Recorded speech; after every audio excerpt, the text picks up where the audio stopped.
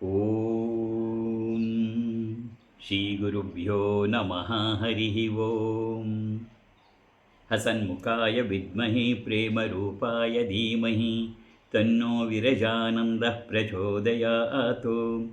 ಓಂ ಅಮೃತಹಸ್ತಾಯ ವಿದ್ಮಹೆ ಮಹಾಶಕ್ತಿನೇತ್ರಾಯ ಧೀಮಹಿ ತನ್ನೋ ವಿರಜಾನಂದಃ ಪ್ರಚೋದಯಾತ್. ಓಂ ಅಮೃತಹಸ್ತಾಯ ವಿದ್ಮಹೆ ಮಹಾಶಕ್ತಿನೇತ್ರಾಯ ಧೀಮಹಿ ತನ್ನೋ ಶ್ರೀಮಾತಾಪ್ಪಾಜಿ ಪ್ರಚೋದಯಾತ್. ಓಂ ವ್ಯಾಸಾಯ ವಿಷ್ಣುರೂಪಾಯ ವ್ಯಾಸರೂಪಾಯ ವಿಷ್ಣವೇ ನಮೋ ವೈ ಬ್ರಹ್ಮನಿಧಯೇ ವಾಸಿಷ್ಠಾಯ ನಮೋ ನಮಃ. ಶ್ರೀ ಗುರುಭ್ಯೋ ನಮಃ. ಶ್ರೇಷ್ಠವಾದಂಥ ಮಹಾಭಾರತವನ್ನು ಪವಿತ್ರವಾದಂಥ ನೋಡ್ತಾ ಇದ್ವಿ. ಅದರೊಳಗೆ ನೆನೆಯ ದಿನದವರೆಗೆ ಶಕುಂತಲೆ ಹಾಗೂ ತುಂಬಿದ ರಾಜಸಭೆಯಲ್ಲಿ ದುಷ್ಯಂತ ಇವರ ನಡುವೆ ನಡೆದಂತಹ ಸಂವಾದಗಳನ್ನೆಲ್ಲ ಕೇಳ್ತಾ ಇದ್ವಿ. ತಾನು ಹೇಳುವುದನ್ನೆಲ್ಲ ಹೇಳಿದ ಮೇಲೆ ಶಕುಂತಲೆ, ಇಲ್ಲ, ನಿನಗೆ ನನ್ನ ಮೇಲೆ ಅಷ್ಟು ನನ್ನ ಮಾತಿನಲ್ಲಿ ನಿನಗೆ ಭರವಸೆ ಇಲ್ಲದೆ ವಿಶ್ವಾಸ ಇಲ್ಲದೆ ಇದ್ಮೇಲೆ ದುಷ್ಯಂತ, ಸುಳ್ಳಿನಲ್ಲಿ ನಿನಗೆ ಆಸಕ್ತಿ ಇರೋದಾದರೆ ನಾನು ಹೊರಡ್ತೀನಿ ಅಂತ ಹೊರಡ್ತಾಳೆ. ಹೊರಡುವಾಗ ಎಲ್ಲ ಮಾತುಗಳನ್ನು ಹೇಳಿ ಕೊನೆಗೆ ಒಂದು ಮಾತನ್ನು ಹೇಳ್ತಾಳೆ. ನೋಡು, ನಿನ್ನ ಜೊತೆ ಇಲ್ಲದೆ ಇದ್ದರೂ ಕೂಡ ಈ ನಿನ್ನ ಮಗ ಚತುಸ್ಸಾಗರ ಪರ್ಯಂತ ಅಖಂಡ ಭೂಮಂಡಲವನ್ನು ಪರಿಪಾಲಿಸ್ತಾನೆ, ಇದರಲ್ಲಿ ಸಂಶಯನೇ ಇಲ್ಲ. ಹೀಗೆ ತುಂಬಿದ ಸಭೆಯಲ್ಲಿ ಘೋಷಣೆಯನ್ನು ಮಾಡಿ ನಿರ್ಗಮಿಸೋಕ್ಕೆ ಪ್ರಾರಂಭ ಮಾಡಿದಳೆ ಶಕುಂತಲೆ. ಎಲ್ಲ ಸಭಾಸದನ ಸ್ತಬ್ಧವಾಗಿದೆ.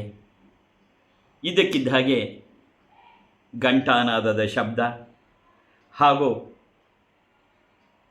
ದೈವವಾಣಿ, ಅಶರೀರವಾಣಿ ಕೇಳಿಬರ್ತಾ ಇದೆ.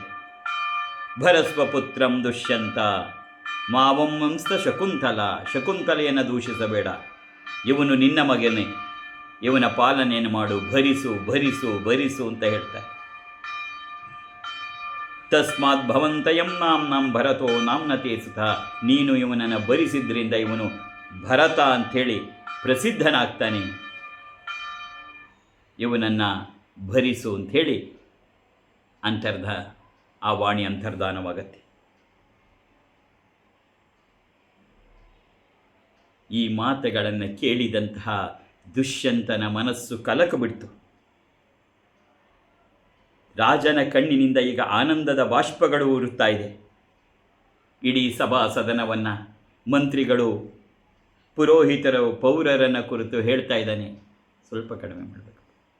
ಪೌರರನ್ನು ಕುರಿತು ಹೇಳ್ತಾ ಇದ್ದಾನೆ, ಪ್ರಜೆಗಳೇ, ದೇವದೂತರು ಹೇಳಿರುವ ಮಾತನ್ನು ನೀವು ಕೇಳಿದ್ರಿ ಅಲ್ವಾ? ಅಶರೀರವಾಣಿಯನ್ನು ನೀವು ಕೇಳಿದ್ರಿ ಅಲ್ವಾ? ಬಹಳ ಸಂತೋಷ ಆಯಿತು. ಇವನು ನನ್ನ ಮಗ, ಶಕುಂತಲೆ ನನ್ನ ಧರ್ಮ ಪತ್ನಿ. ಇದು ನನಗೆ ಗೊತ್ತಿರಲಿಲ್ಲ ಅಂತಲ್ಲ, ನನಗೆ ಚೆನ್ನಾಗಿ ಗೊತ್ತಿತ್ತು. ಆದರೆ ಶಕುಂತಲೆಯ ಮಾತೆಗೆ ಬೆಲೆ ಕೊಟ್ಟು ನಾನು ವಿಶ್ವಾಸವನ್ನು ತೋರಿ ಪರಿಗ್ರಹಿಸಿಬಿಟ್ರೆ ಮತ್ತು ಈ ಬಾಲಕನನ್ನು ಸಿಂಹಾಸನದಲ್ಲಿ ಕೂರಿಸ್ಬಿಟ್ರೆ ಜನ ಸಂಶಯಾಗ್ರಸ್ತವಾಗಿ ನೋಡ್ತಾಯಿದ್ರು. ಈ ನನ್ನ ಮಗನನ್ನು ಪರಿಶುದ್ಧ ಅಂತ ಭಾವಿಸ್ತಾ ಇರಲಿಲ್ಲ. ವೈಶಂಪಾಯನರು ಜನಮೇಜಯ ರಾಜಂಗೆ ಮುಂದುವರೆಸಿ ಹೇಳ್ತಿದ್ದಾರೆ. ಜನಮೇಜಯ, ಹೀಗೆ ದುಷ್ಯಂತ ದೇವದೂತನ ಮಾತಿನ ಮೂಲಕವಾಗಿ ತನ್ನ ಮಗನ ಪಾವಿತ್ರ್ಯವನ್ನು ಪ್ರಮಾಣೀಕರಿಸಿ ಮತ್ತು ಆನಂದಭರಿತವಾಗಿ ಶಕುಂತಲೆಯನ್ನು ಕೂಡ ಪರಿಗ್ರಹಿಸ್ತಾ ಇದ್ದಾನೆ, ಸ್ವೀಕರಿಸ್ತಾ ಇದ್ದಾನೆ. ಅನಂತರ ದುಷ್ಯಂತ ಬಹಳ ಸಂತೋಷದಿಂದ ತಂದೆ ಮಾಡಬೇಕಾದ ಎಲ್ಲ ಕಾರ್ಯಗಳನ್ನು ಮಾಡಿ ತನ್ನ ಕುಮಾರನನ್ನು ಆಲಂಗಿಸಿಕೊತಾನೆ. ಎಲ್ಲ ಬ್ರಾಹ್ಮಣರು ಮತ್ತು ವೇದಘೋಷಗಳನ್ನು ಹೇಳ್ತಾ ಇದ್ದಾರೆ. ಮಂತ್ರಿವರಿಯರು ಎಲ್ಲರೂ ಕೂಡ ಹೊಗಳ್ತಾ ಇದ್ದಾರೆ.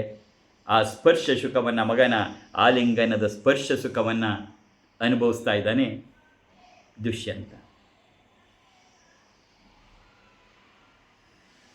ಇದು ಸಹಜವಾದ ಒಂದು ಪ್ರಶ್ನೆ ನಮಗೆ ಬರುತ್ತೆ. ದುಷ್ಯಂತ ಇಷ್ಟು ಕಠೋರವಾಗಿ ನಡ್ಕೋಬೇಕಾಗಿತ್ತೇ, ಮತ್ತು ದುಷ್ಯಂತನಿಗೆ ಗೊತ್ತಿರಲಿಲ್ವೇ ಅಂತ. ವಾಸ್ತವವಾಗಿ ನಾವು ನೋಡ್ತಾ ಇರೋದು ವ್ಯಾಸರ ಮಹಾಭಾರತವನ್ನು. ಈ ವ್ಯಾಸರ ಮಹಾಭಾರತದಲ್ಲಿ ಇದು ನೇರವಾದ ಕತೆ. ಆದರೆ ಕಾಳಿದಾಸ ರಚಿಸಿರತಕ್ಕಂಥ ಅಭಿಜ್ಞಾನ ಶಾಕುಂತಲ ನಾಟಕದಲ್ಲಿ ಸ್ವಲ್ಪ ತಿರುವನ್ನು ಕೊಟ್ಟು ಕಥೆಯನ್ನು ತಗೊಂಡು ಹೋಗಿರ್ತಕ್ಕಂಥದ್ದು. ವಾಸ್ತವವಾಗಿ ಮೂಲ ಇದೆಯಾ, ನಾವೀಗೇನು ಕೇಳ್ತಾ ಇದ್ದೀವಿ, ವೇದವ್ಯಾಸರ ಕೃತಿಯೇ. ಅಲ್ಲಿ ಅಭಿಜ್ಞಾನ ಶಾಕುಂತಲದಲ್ಲಿ ಕವಿರತ್ನ ಕಾಳಿದಾಸ ದೂರ್ವಾಸ ಮುನಿಗಳಿಂದ ಶಾಪ ಇತ್ತು, ಶಕುಂತಲೆಗೆ ಇವನು ಉಂಗುರವನ್ನು ತೊಡಿಸಿದ್ದ, ಆ ಉಂಗುರ ನೆನಪಿಗೆ ಬಂದರೆ ಮಾತ್ರವೇ ನೆನಪಿಗೆ ಬರುತ್ತೆ ಎನ್ನುವ ಶಾಪ ಎಲ್ಲ ಇತ್ತು ಎನ್ನುವ ಕಥೆಗಳೆಲ್ಲ ಬರುತ್ತೆ ಅದರೊಳಗಡೆ. ಆಮೇಲೆ ಅದು ಇವಳು ನದಿ ದಾಟುವಾಗ ಅದು ಬಿದ್ದೋಗಿತ್ತು, ಅದು ಒಂದು ಮೀನಿನ ಹೊಟ್ಟೆ ಒಳಗಡೆ ಸೇರಿತ್ತು, ದುಷ್ಯಂತನಿಗೆ ಮರವಾಗಿಬಿಟ್ಟಿತ್ತು. ಆಮೇಲೆ ಅದೇ ಸಮಯಕ್ಕೆ ಮೀನುಗಾರರು ಉಂಗುರ ತಂದು ಕೊಡ್ತಾರೆ, ದುಷ್ಯಂತನಿಗೆ ಎಲ್ಲ ನೆನಪಾಯಿತು ಮತ್ತು ದುಷ್ಯಂತ ಶಕುಂತಲೆಯರ ಸಮಾಗಮ ಆಯಿತು ಅನ್ನೋದನ್ನು ಹಾಗೆ ವರ್ಣನೆಯನ್ನು ಮಾಡಿದ್ದಾರೆ. ಅದು ಒಂದು ನಾಟಕಕ್ಕೆ ಒಂದು ತಿರುವು ಕೊಡೋಕ್ಕೋಸ್ಕರ ಆ ರೀತಿ ಮಾಡಿರೋದು. ಆದರೆ ನೇರವಾದಂಥದ್ರಲ್ಲಿ ಏನಾಗಿದೆ, ಇಲ್ಲಿ ದುಷ್ಯಂತನಿಗೆ ಮರವಿಲ್ಲ, ಆದರೂ ನೀನು ನನಗೆ ಗೊತ್ತಿಲ್ಲ ಅಂತಾನೆ, ನೀನು ಯಾರು ಅಂತಲೇ ಗೊತ್ತಿಲ್ಲ ಅಂತಾನೆ, ಮತ್ತು ಆಡಬಾರದ ಮಾತುಗಳನ್ನು ಆಡ್ತಾನೆ. ಕಾರಣ ಇಷ್ಟೇ, ಪ್ರಜೆಗಳ ಮನೋಭಾವವನ್ನು ರಾಜರು ಬಹಳವಾಗಿ ಗೌರವಿಸ್ತಿದ್ರು. ಯಾಕೆಂದರೆ ತಮ್ಮನ್ನು ಆಳುವ ರಾಜ ಪರಿಶುದ್ಧನಾಗಿರಬೇಕು, ಚಾರಿತ್ರವಂತನಾಗಿರಬೇಕು, ಶೀಲವಂತನಾಗಿರಬೇಕು. ಯಾಕೆಂದರೆ ಯಥಾ ರಾಜ ತಥಾ ಪ್ರಜಃ, ರಾಜ ಹೇಗಿರ್ತಾನೆ ಹಾಗೆ ಪ್ರಜೆಗಳೂ ಇರ್ತಾರೆ. ಹಾಗಾಗಿ ರಾಜ ತನ್ನ ಶೀಲವನ್ನು, ತನ್ನ ಚಾರಿತ್ರ್ಯವನ್ನು, ತನ್ನ ಸತ್ಯಸಂಧತೆಯನ್ನು, ತನ್ನ ಶುದ್ಧತೆಯನ್ನು ಮೆರಿಲೇಬೇಕಾಗಿರುತ್ತೆ. ಇದನ್ನು ನಾವು ಇಲ್ಲೊಂದು ಕಡೆ ಅಲ್ಲ, ಅಲ್ಪ ಅಗಸನ ಕಲ್ಪನೆ ಮಾತಿಗೆ ಅಳುಕಿದ ಶ್ರೀರಾಮ, ಸೀತೆ ಕಲುಷಿತೆ ಸೀತೆ ದೂಷಿತೆ ಎಂದನು ರಾಜ ರಾಮ. ಒಬ್ಬ ಅಲ್ಪ ಅಗಸನ ಮಾತಿಗೆ ಬೆಲೆ ಕೊಟ್ಟು ಗರ್ಭಿಣಿಯಾದ ಸೀತೆಯನ್ನು ಕಳಿಸ್ಲಿಲ್ವೇ? ಎಲ್ಲ ಗೊತ್ತಿತ್ತು ಸೀತೆ ಎಂಥ ಪವಿತ್ರ ಪತಿವ್ರತ ಶಿರೋಮಣಿ ಅಂತ. ಆದರೂ ಅಗ್ನಿ ಪರೀಕ್ಷೆಗೆ ತತ್ವ ಪರೀಕ್ಷೆಗೆ ಗುರಿಯಾದಳು ಸೀತೆ, ಅಗ್ನಿಯು ದಹಿಸದೆ ಘೋಷಿಸಿದ ಸೀತೆ ಪುನೀತೆ ಸೀತೆ ಪುನೀತೆ ಸೀತೆ ಪುನೀತೆ. ಇದೆಲ್ಲ ಏನನ್ನು ತೋರಿಸುತ್ತೆ ಅಂದರೆ, ಆ ಕಾಲದಲ್ಲಿ ಒಬ್ಬ ರಾಜನ ನಡವಳಿಕೆ ಹೇಗಿರ್ತಿತ್ತು. ಇಲ್ಲಿ ನಾವು ಬರೀ ಮಾನವೀಯ ಧರ್ಮಗಳನ್ನು ನೋಡಬಾರ್ದು, ಈ ಸಂಬಂಧಗಳನ್ನು ಮೀರಿದ್ದೊಂದಿದೆ. ಅದು ಏನು, ಒಬ್ಬ ರಾಜ ತನ್ನ ಪ್ರಜೆಯನ್ನು ಹೇಗೆ ನೋಡ್ಕೋತಾ ಇದ್ದ, ತಾನು ಹೇಗೆ ಧರ್ಮವನ್ನು ಪಾಲಿಸ್ತಾ ಇದ್ದ. ಯಾರೋ ಗೊತ್ತಿಲ್ಲದ ಆಕೆ ಬಂದ್ಬಿಟ್ಟು ಇವತ್ತು ನಾನು ನಿನ್ನ ಹೆಂಡ್ತಿದ್ರೆ ಒಪ್ಕೊಂಡ್ಬಿಟ್ರೆ ಜಗತ್ತೇನನ್ನುತ್ತೆ, ಜನ ಏನಂತಾರೆ. ಯಾರೋ ಗೊತ್ತಿಲ್ಲ ಎಲ್ಲಿಂದಲೋ ಬಂದಂಥ ಆಕೆ ಒಂದು ಮಗುನ ಕರ್ಕೊಂಬಂದಿತ್ತು, ಅವನನ್ನು ಇವನು ಪಟ್ಟಾಭಿಷೇಕ ಮಾಡಿಬಿಟ್ರೆ ಜನ ಹೇಗೆ ಮುಂದೆ ನಡೀತಕ್ಕಂಥದ್ದು. ಅದರಿಂದನೇ ದುಷ್ಯಂತನಿಗೆ ಗೊತ್ತಿತ್ತು, ಗೊತ್ತಿಲ್ಲ ಅಂತಲ್ಲ, ಅವಳು ಸ್ಮರಣೆ ಇಲ್ಲ ಅಂತಲ್ಲ, ಸ್ಮರಣೆ ಇತ್ತು, ಆದರೂ ಬೇಕಂತಲೇ ಅಷ್ಟೆಲ್ಲ ಹೇಳಿದ್ದು. ಅವನಿಗೂ ನೋವಾಗ್ತಿತ್ತು, ಮಾತಾಡುವಾಗ ಸಂತೋಷದಿಂದ ಏನು ಅದಕ್ಕೆ ಮೌನವಾಗಿ ಆದಷ್ಟು ಕೂತಿದ್ದು.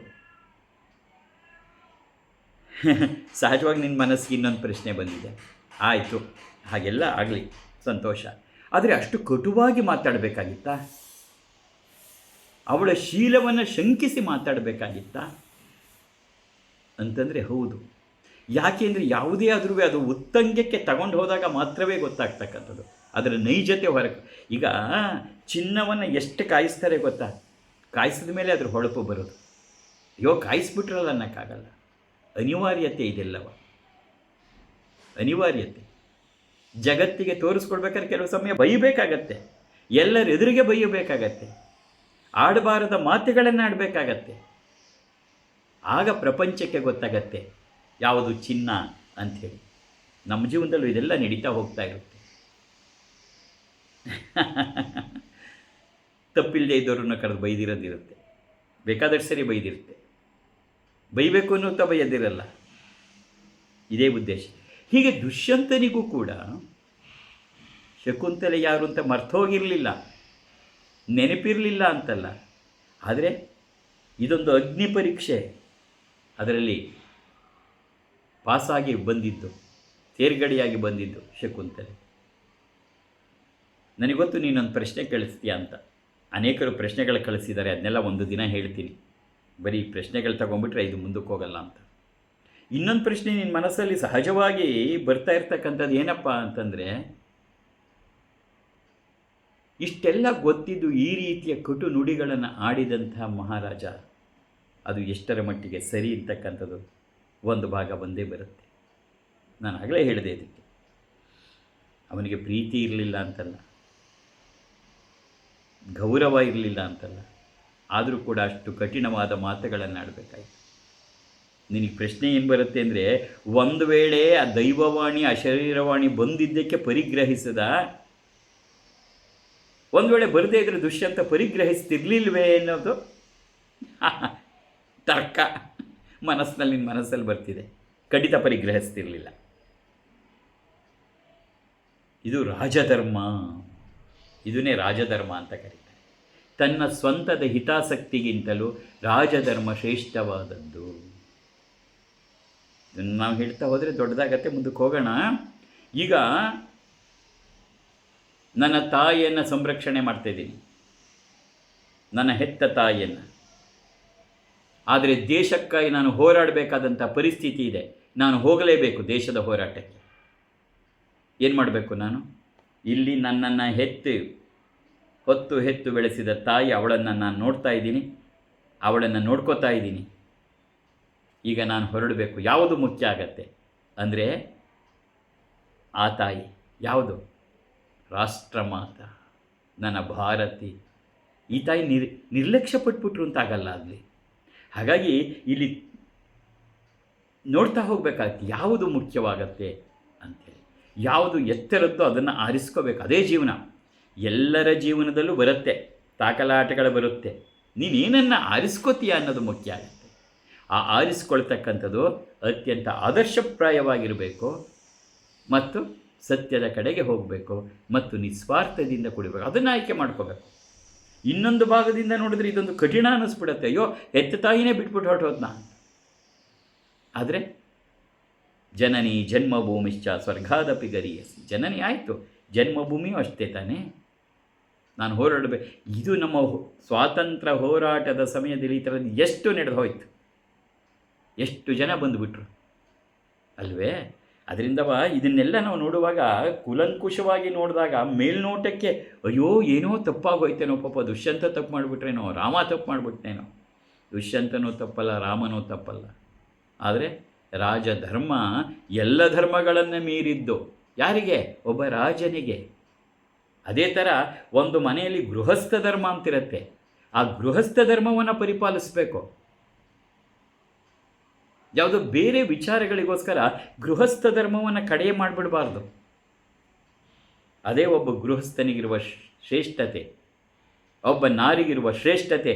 ಗೃಹಸ್ಥ ಧರ್ಮವನ್ನು ಪಾಲನೆ ಮಾಡಬೇಕು.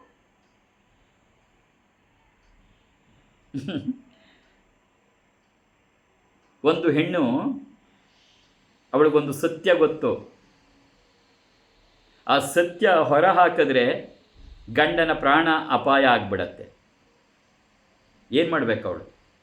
ಸತ್ಯಕ್ಕಾಗಿ ನಿಲ್ಲಬೇಕೋ, ತನ್ನ ಪತಿಗಾಗಿ ನಿಲ್ಲಬೇಕೋ ಹೇಳು? ಎಲ್ಲ ಸಂದಿಗ್ಧಗಳು ಬೇಕಾದ ಸರಿ ಬರುತ್ತೆ. ಯಾವುದನ್ನು ಆಯ್ಕೆ ಮಾಡ್ಕೋತಿ? ಗೃಹಸ್ಥ ಧರ್ಮ ಏನು? ಪತಿ. ಯಾಕೆ? ಪತಿಯೇ ಪರದೈವ. ಅದರಿಂದ ನಾವು ಯಾವುದನ್ನು ಸಂದಿಗ್ಧ ಪರಿಸ್ಥಿತಿ, ಮನುಷ್ಯ ಯಾರು ಅಂತ ಗೊತ್ತಾಗೋದು ಯಾವಾಗ ಗೊತ್ತಾ? ಎಲ್ಲ ಚೆನ್ನಾಗಿರುವಾಗಲ್ಲ ಗೊತ್ತಾಗೋದು. ಇಂಥ ಸಂದಿಗ್ಧಗಳಲ್ಲಿ ಯಾವುದನ್ನು ಆಯ್ಕೆ ಮಾಡ್ಕೋತಾನೆ ಅನ್ನೋದ್ರ ಮೇಲೆ ಅವನು ಯಾರು ಅಂತ ತೀರ್ಮಾನ ಆಗತ್ತೆ. ಮನುಷ್ಯನಿಗೆ ಸಂದಿಗ್ಧಗಳೇ ಬರುತ್ತೆ. ಅದರಿಂದ ಆಯ್ಕೊಳ್ಳುವಾಗ ಉನ್ನತವಾದ ಇನ್ನೊಂದರಿಂದ ನೋವಾಗತ್ತೆ, ತನಗೂ ನೋವಾಗತ್ತೆ, ಬೇರೆಯವ್ರಿಗೂ ನೋವಾಗತ್ತೆ ಅನ್ನೋದಷ್ಟು ಮುಖ್ಯ ಆಗಲ್ಲ ಇಲ್ಲಿ. ಆದರೆ ಅದನ್ನು ಮೀರಿದಂಥ ಒಂದು ಧರ್ಮ ಇದೆ. ಒಬ್ಬ ನ್ಯಾಯಾಧೀಶರು ಕೂತಿದ್ದಾರೆ, ಅವನ ಸ್ವಂತ ಮಗನೇ ಕಟಕಟೆಯಲ್ಲಿ ನಿಂತಿದ್ದಾನೆ ಒಂದು ಆರೋಪದ ಮೇಲೆ. ಅವನು ಬೈಕ್ ಓಡಿಸುವಾಗ ಯಾರಿಗೋ ಡಿಕ್ಕಿ ಹೊಡೆದು ಅವನು ಸತ್ತೋಗಿದ್ದಾನೆ ಅಂತ. ಅವನು ಈ ಹುಡುಗನಿಗೆ ಜೀವನ ಪರ್ಯಂತ ಜೈಲಲ್ಲಿರೋ ಶಿಕ್ಷೆ ಕೊಡಬೇಕು, ಆ ಸೆಕ್ಷನ್ನಲ್ಲಿ ಹಾಕಿದ್ದಾರೆ. ಈಗ ಎಲ್ಲ ವಾದ ವಿವಾದಗಳೆಲ್ಲ ಮುಗಿದೆ. ಜಡ್ಜ್ಮೆಂಟ್ ಬರೆಯುವಾಗ ಆತ ಏನನ್ನು ಯೋಚನೆ ಮಾಡಬೇಕು? ಇವನು ತನ್ನ ಮಗ ಅಂತ ಯೋಚನೆ ಮಾಡಬೇಕಾ, ನ್ಯಾಯದ ದೇವತೆಯನ್ನು ಜ್ಞಾಪಿಸ್ಕೋಬೇಕಾ? ಅಷ್ಟೇ ಸಂದಿಗ್ಧ ಅಲ್ವೇ? ಎಲ್ಲರ ಜೀವನದಲ್ಲೂ ಈ ಸಂದಿಗ್ಧಗಳು ಬಂದಾಗ ಅವನು ಯಾವುದನ್ನು ಆಯ್ಕೆ ಮಾಡ್ಕೋತಾನೆ ಅನ್ನೋದು ಅವನನ್ನು ತೋರಿಸುತ್ತೆ. ಧರ್ಮ ಅಧರ್ಮದ ಹೋರಾಟ, ಸತ್ಯ ಸತ್ಯದ ಹೋರಾಟ ಎಲ್ಲ ಕಡೆ ನಡೆಯುತ್ತೆ. ಮನೆಗಳಲ್ಲಿ ನಡೆಯುತ್ತೆ, ಮನಸ್ಸುಗಳಲ್ಲಿ ನಡೆಯುತ್ತೆ. ನೀನು ಆರಿಸ್ಕೋತೀಯ, ಅದು ಮುಖ್ಯ ಆಗುತ್ತೆ. ಇಲ್ಲಿ ಅದೇ ಆಗಿರೋದು. ಯಾವುದನ್ನು ಆರಿಸ್ಕೊಂಡ? ರಾಜಧರ್ಮವನ್ನು ಆರಿಸ್ಕೊಂಡ. ಒಂದು ವೇಳೆ ಅಶರೀರವಾಣಿ ಆಗದೇ ಇದ್ದರೆ ಏನೂ ಮಾಡೋಕ್ಕಾಗಲ್ಲ. ದುಃಖ ತಡ್ಕೋತಾನೆ ಅವನು. ಹಾಗಂತ ಅವನೇನು ಸಂತೋಷವಾಗಿಲ್ಲ. ಆದರೆ ಕೆಲವು ಸಮಯ ಪರೀಕ್ಷೆ ಮಾಡಬೇಕಾಗತ್ತೆ. ಪರೀಕ್ಷೆ ಮಾಡುವ ಸಂದರ್ಭದಲ್ಲಿ ಇನ್ನೊಬ್ಬರಿಗೆ ನೋವಾಗತ್ತಲ್ಲ ಅಂತ ಪರೀಕ್ಷೆನೇ ಮಾಡದೆ ಹೋಗ್ಬಿಟ್ರೆ ಹೇಗೆ ಅಲ್ವೇ? ದುಷ್ಯಂತನದ್ದು ಆಯಿತು.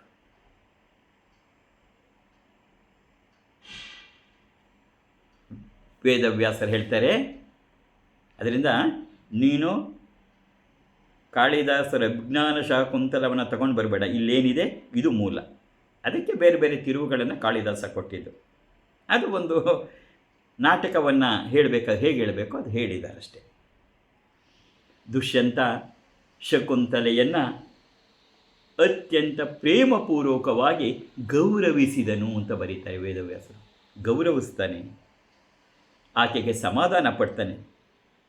ತನ್ನ ಮಡದಿಯ ಕೈ ಹಿಡ್ಕೊಂಡು, ಗೊತ್ತು ಅವನಿಗೆ ತಾನೆಂಥ ಮಾತುಗಳನ್ನಾಡದೆ, ಆಡಬಾರದ ಮಾತುಗಳನ್ನಾಡದೆ, ಅವಳ ಶೀಲವನ್ನು ಶಂಕಿಸದೆ ಅಲ್ವೇ?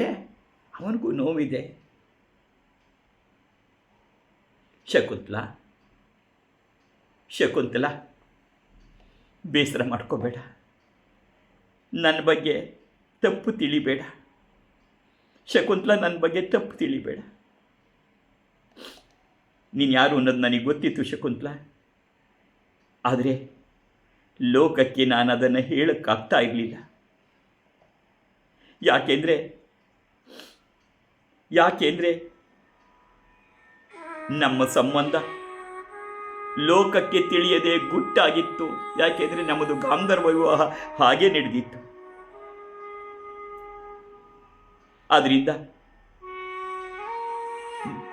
ನಾನಷ್ಟೇ ಅಲ್ಲ, ನೀನು ನಿನ್ನ ಪುತ್ರ ಅಲ್ಲ ನನ್ನ ಪುತ್ರ ಪರಿಶುದ್ಧರು ಅಂತ ಜಗತ್ತಿಗೆ ತೋರಿಸ್ಬೇಕಾಗಿತ್ತು. ಶಕುಂತಲ, ನಾನು, ನೀನು, ನಮ್ಮ ಪುತ್ರ ಇವರಷ್ಟು ಜನ ಶುದ್ಧರು ಅನ್ನೋದನ್ನು ಜಗತ್ತಿಗೆ ಸಿದ್ಧ ಮಾಡಿ ತೋರಿಸ್ಬೇಕಾಗಿತ್ತು. ನಾನೇನೋ ಒಂದು ವೇಳೆ ಹಾಗೆ ಮಾಡದೆ ನಿನ್ನನ್ನು ಪರಿಗ್ರಹಣ ಮಾಡಿಬಿಟ್ಟಿದ್ರೆ ಜನ ಎಲ್ಲ ಏನು ಹೇಳೋರು ಗೊತ್ತಾ? ಸ್ತ್ರೀ ಸಹಜವಾದ ಕಾಮುಕತೆಯಿಂದ ನನ್ನ ಜೊತೆ ನೀನು ಸಮಾಗಮವನ್ನು ಮಾಡಿ ಕಾಮವಶಳಾಗಿ ಈ ಮಗನನ್ನು ಪಡೆದೆ ಅಂತ ನಿನ್ನನ್ನು ನಿಂದಿಸ್ತಾ ಇದ್ರು. ಯಾವತ್ತೂ ಅಷ್ಟೇ.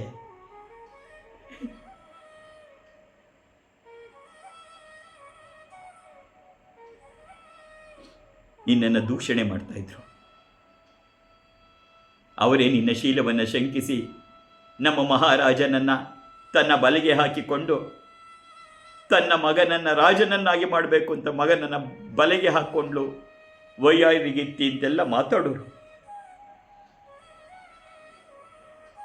ನಮ್ಮಿಬ್ಬರಿಗೂ ಧಾರ್ಮಿಕ ವಿಧಿಯಿಂದ ಸಂಬಂಧ ನಡೆದಿತ್ತು, ವಿವಾಹ ಆಗಿತ್ತು ಅನ್ನೋದನ್ನು ಇವರು ನಂಬುತ್ತಾ ಇರಲಿಲ್ಲ. ಯಾಕೆಂದರೆ ಆ ಗಾಂಧರ್ವ ವಿವಾಹ ಆದಾಗ ಯಾರೂ ಇರಲಿಲ್ಲ, ಅದಕ್ಕೆ ಯಾವ ಸಾಕ್ಷ್ಯಗಳೂ ಇರಲಿಲ್ಲ. ಇದು ಕೇವಲ ದುಷ್ಯಂತ ಶಕುಂತಲರ ಮಿಲನ ಅಲ್ಲ, ಗಂಧರ್ವ ವಿವಾಹ ಆಗಿತ್ತು. ಆದರೆ ಇದನ್ನು ಯಾರೂ ನಂಬ್ತಿರಲಿಲ್ಲ. ಇದೆಲ್ಲ ನನಗೆ ಗೊತ್ತಿತ್ತು ಶಕುಂತಲ, ಇದೆಲ್ಲ ನನಗೆ ಗೊತ್ತಿತ್ತು. ಇದೆಲ್ಲ ನನಗೆ ಗೊತ್ತಿದ್ದೇ ಬೇಕು ಅಂತಲೇ ಹೀಗೆ ಮಾಡಿದೆ.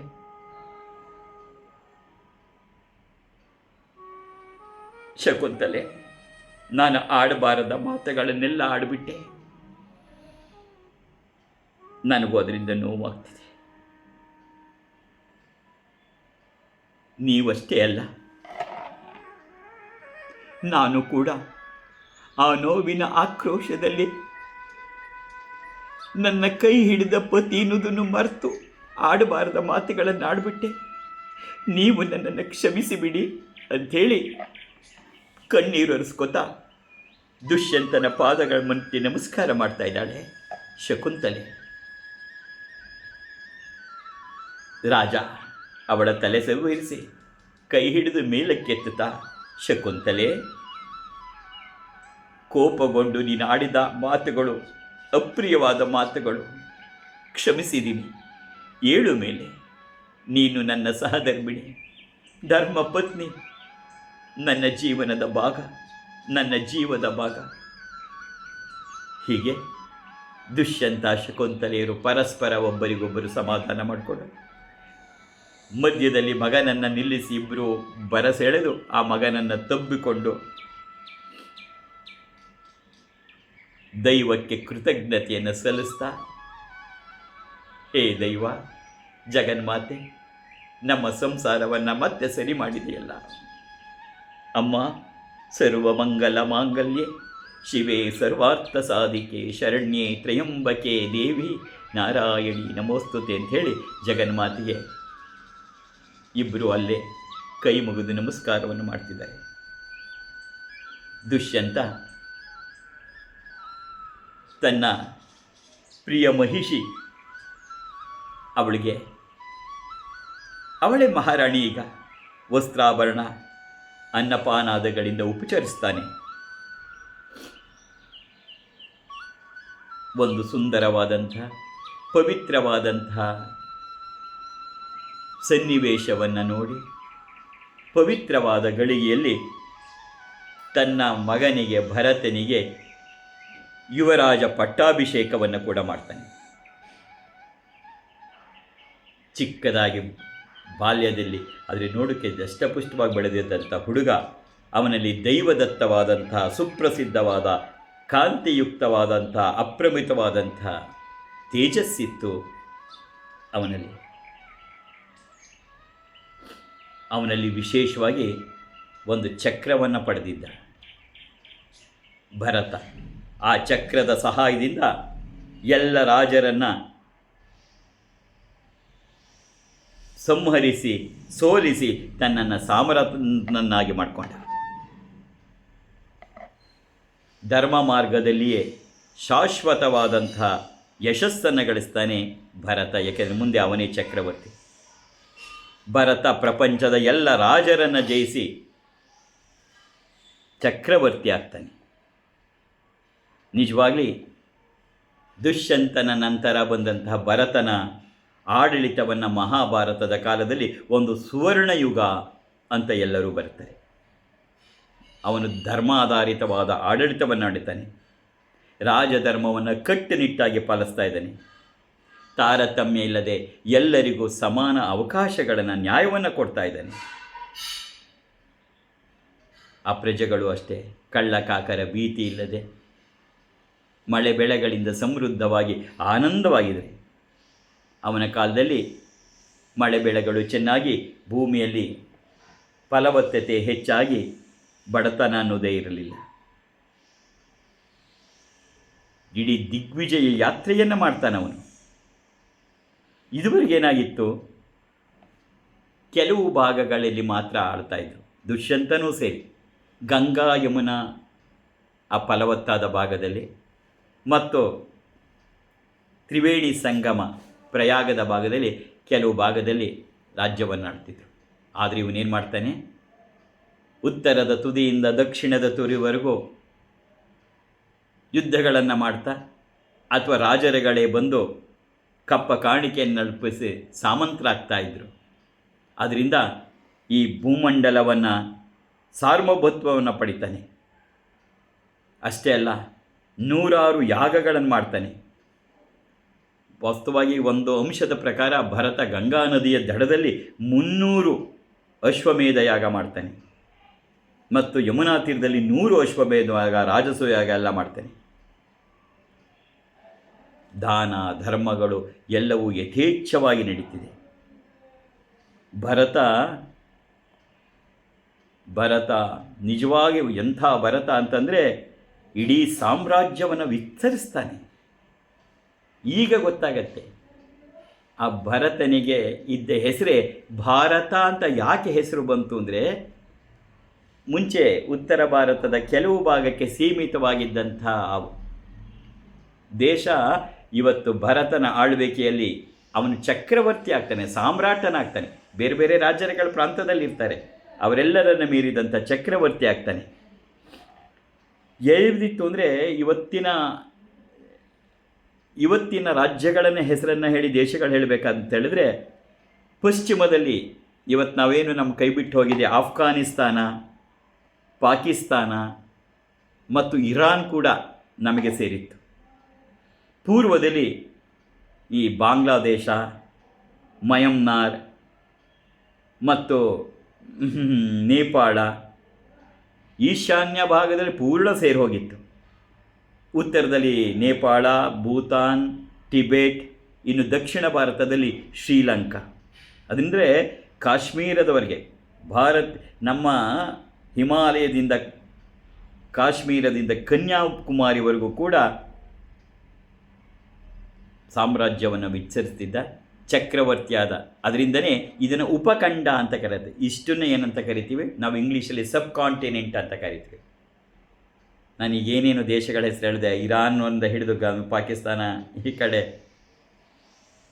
ಆಫ್ಘಾನಿಸ್ತಾನ, ನೇಪಾಳ, ಭೂತಾನ್, ಮಯನ್ಮಾರ್, ಈ ಕಡೆ ಶ್ರೀಲಂಕಾ, ಇವೆಲ್ಲವನ್ನು ಸೇರಿಸಿ ಇದನ್ನು ಒಂದು ಉಪಖಂಡ ಅಂತ ಕರೀತಿದ್ರು. ಅಷ್ಟೇ ಇದ್ದಿದ್ದು. ಆ ಉಪಖಂಡಕ್ಕೆ ಚಕ್ರವರ್ತಿ ಆದ್ದರಿಂದ, ಆ ಭರತನೇ ಚಕ್ರವರ್ತಿ ಆದ್ದರಿಂದ ಈ ಉಪಖಂಡಕ್ಕೆ ಬಂದ ಹೆಸರೇ ಭಾರತ ದೇಶ. ಭರತಾದ್ ಭಾರತೀ ಕೀರ್ತಯೇದ್ನೇದಂ ಭಾರತಂ ಕುಲಂ ಅಪರೇಯಾ ಚ ಪೂರ್ವೇ ವೈ ಭರತ ಇತಿ ವಿಶ್ರುತಃ. ಭರತನಿಂದಲೇ ಈ ದೇಶಕ್ಕೆ ಭಾರತ ಅಂತ ಹೆಸರು ಬಂತು. ಅವನ ವಂಶಕ್ಕೆ ಭಾರತ ವಂಶ ಅಂತ ಹೆಸರಾಯಿತು. ಅನೇಕ ಮಹಸ್ವಿಗಳು, ತೇಜಸ್ವಿಗಳು ಎಲ್ಲ ಬರ್ತಾರೆ. ಇವನನ್ನು ಚರಿತ್ರೆ, ಇತಿಹಾಸ ಭರತನನ್ನು ಯಾವಾಗಲೂ ಜ್ಞಾಪಿಸ್ಕೊತ್ತೆ. ಯಾಕೆ ಗೊತ್ತಾ? ಇವನ ನಂತರ ರಾಜ್ಯ ಆಳಿದ್ದು ಯಾರು? ಇವನಿಗೆ 3 ಜನ ಹೆಂಡತಿರು. 3 ಜನ ಹೆಂಡತಿರಲ್ಲಿ 9 ಜನ ಮಕ್ಕಳು. ಆದರೆ ಇವನಿಗನ್ಸುತ್ತೆ ಈ ಇಡೀ ಸಾಮ್ರಾಜ್ಯವನ್ನು ಆಳಕ್ಕೆ ಇವರು ಯಾರಿಗೂ ಅರ್ಹತೆ ಇಲ್ಲ, ದಕ್ಷತೆ ಇಲ್ಲ ಅಂತ ಅನಿಸತ್ತೆ. ಹಾಗಾಗಿ ಇದುವರೆಗೂ ಏನಿತ್ತು ಸಂಪ್ರದಾಯ ಅಂದರೆ, ರಾಜನ ಚಕ್ರವರ್ತಿಯಲ್ಲೇ ಹುಟ್ಟಿದ ಮಕ್ಕಳಿಗೆ ಮುಂದಿನದಿತ್ತು. ಆದರೆ ಅದನ್ನು ನಿಲ್ಲಿಸಿ, ಇಲ್ಲ ಈ 9 ಜನದಲ್ಲಿ ಯಾರಿಗೂ ನಾವು ಪಟ್ಟ ಕಟ್ಟಲ್ಲ ಅಂಥೇಳಿ ಮುಂದೆ ಒಬ್ಬರನ್ನು ದತ್ತು ತಗೊಂಡು ಆ ದತ್ತು ಮಗನಿಗೆ ಪಟ್ಟವನ್ನು ಕಟ್ತಾರೆ. ದತ್ತು ತಗೊಳ್ಳೋದು ಅಷ್ಟೇ, ತಪಸ್ಸನ್ನು ಮಾಡ್ತಾನೆ, ಯಾಗವನ್ನು ಮಾಡ್ತಾನೆ, ಮೃತಸ್ತೋಮ ಅಂತ ಬೃಹತ್ ಯಾಗವನ್ನು ಮಾಡ್ತಾನೆ. ಆ ಬೃಹಸ್ಪತಿ ಅವರೇ ದೇವತೆಗಳ ಪುರೋಹಿತರು. ಅವರ ಮಗ ಭರದ್ವಾಜನನ್ನು ಭರತನಿಗೆ ದತ್ತುಪುತ್ರನಾಗಿ ಕೊಡ್ತಾರೆ. ಅರ್ಥ ಆಗ್ತಾ ಇದೆಯಾ ನಿಮಗೆ? ಮರುತ್ ದೇವತೆಗಳು ಬೃಹಸ್ಪತಿಯ ಮಗನಾದಂಥ ಭಾರದ್ವಾಜರನ್ನು ಭರತನಿಗೆ ಕೊಡ್ತಾರೆ. ಆದರೆ ಭರತ ಒಪ್ಕೊಳ್ಳಲ್ಲ, ನಾನು ರಾಜ ಆಗ್ತೀನಿ ಅಂತ. ಯಾಕೆಂದರೆ ನಾನು ಬ್ರಾಹ್ಮಣರು ರಾಜ್ಯ ಆಡಬಾರ್ದು. ಆದರೆ ಈ ದತ್ತುಪುತ್ರನಾದ ಭರತನಿಗೆ ಒಬ್ಬ ಮಗ ಹುಟ್ಟುತ್ತಾನೆ. ಅವನ ಹೆಸರೇ ಮುಂದೆ ಬರ್ತಕ್ಕಂಥದ್ದೇ. ಅವನು ಮುಂದೆ ರಾಜ್ಯವನ್ನು ಆಳ್ಕೊಂಡು ಹೋಗ್ತಾನೆ. ಭೂಮನ್ಯು ಅಂತ, ಭೂಮನ್ಯು ಪುಸ್ತಕ ನೋಡ್ತಾ ಇದ್ದೀನಿ. ಭೂಮನ್ಯು ರಾಜ್ಯವನ್ನು ಆಳ್ತಾ ಇರ್ತಾನೆ. ಹೀಗೆ ಭರತ ಚಕ್ರವರ್ತಿ ಇಡೀ ಭಾರತಕ್ಕೆ ಚಕ್ರವರ್ತಿಯಾಗಿ ಮೆರೀತಾನೆ. ಇದು ಇಲ್ಲಿವರೆಗಿನ ಭಾಗ. ಇದಕ್ಕೆ ಹಿಂದಿನಿಂದಲೂ ಪುರುವಂಶ ಇದೆ. ಆದರೆ ವಿಶೇಷತೆಯನ್ನು ಪಡ್ಕೊಳ್ಳೋದು ದುಶ್ಯಾಶಕುಂತಲೆಯರ ಮಗನಾದ ಭರತನಿಂದ. ಯಾಕೆಂದರೆ ಅಲ್ಲಿಂದ ಭಾರತ ಅಂತ. ಈ ಭರತನ ನಂತರ ಬಂದವರು ಯಾರ್ಯಾರಪ್ಪ ಅಂದರೆ ಭೂಮನ್ಯು, ಈಗ ಅದೇ ಹೇಳಿದ್ನಲ್ಲ, ದತ್ತುವನ್ನು ತಗೊಂಡಂಥ ಭೂಮನ್ಯು. ಆ ಭೂಮನ್ಯುವಿನ ನಂತರ ಬಂದಿದ್ದಾರಪ್ಪ ಅಂದರೆ ಭೂಮನ್ಯುವಿನ ಮಗ ಸುಹೋತ್ರನ ಮಗ ಯಾರಪ್ಪ ಅಂದರೆ ಹಸ್ತಿ.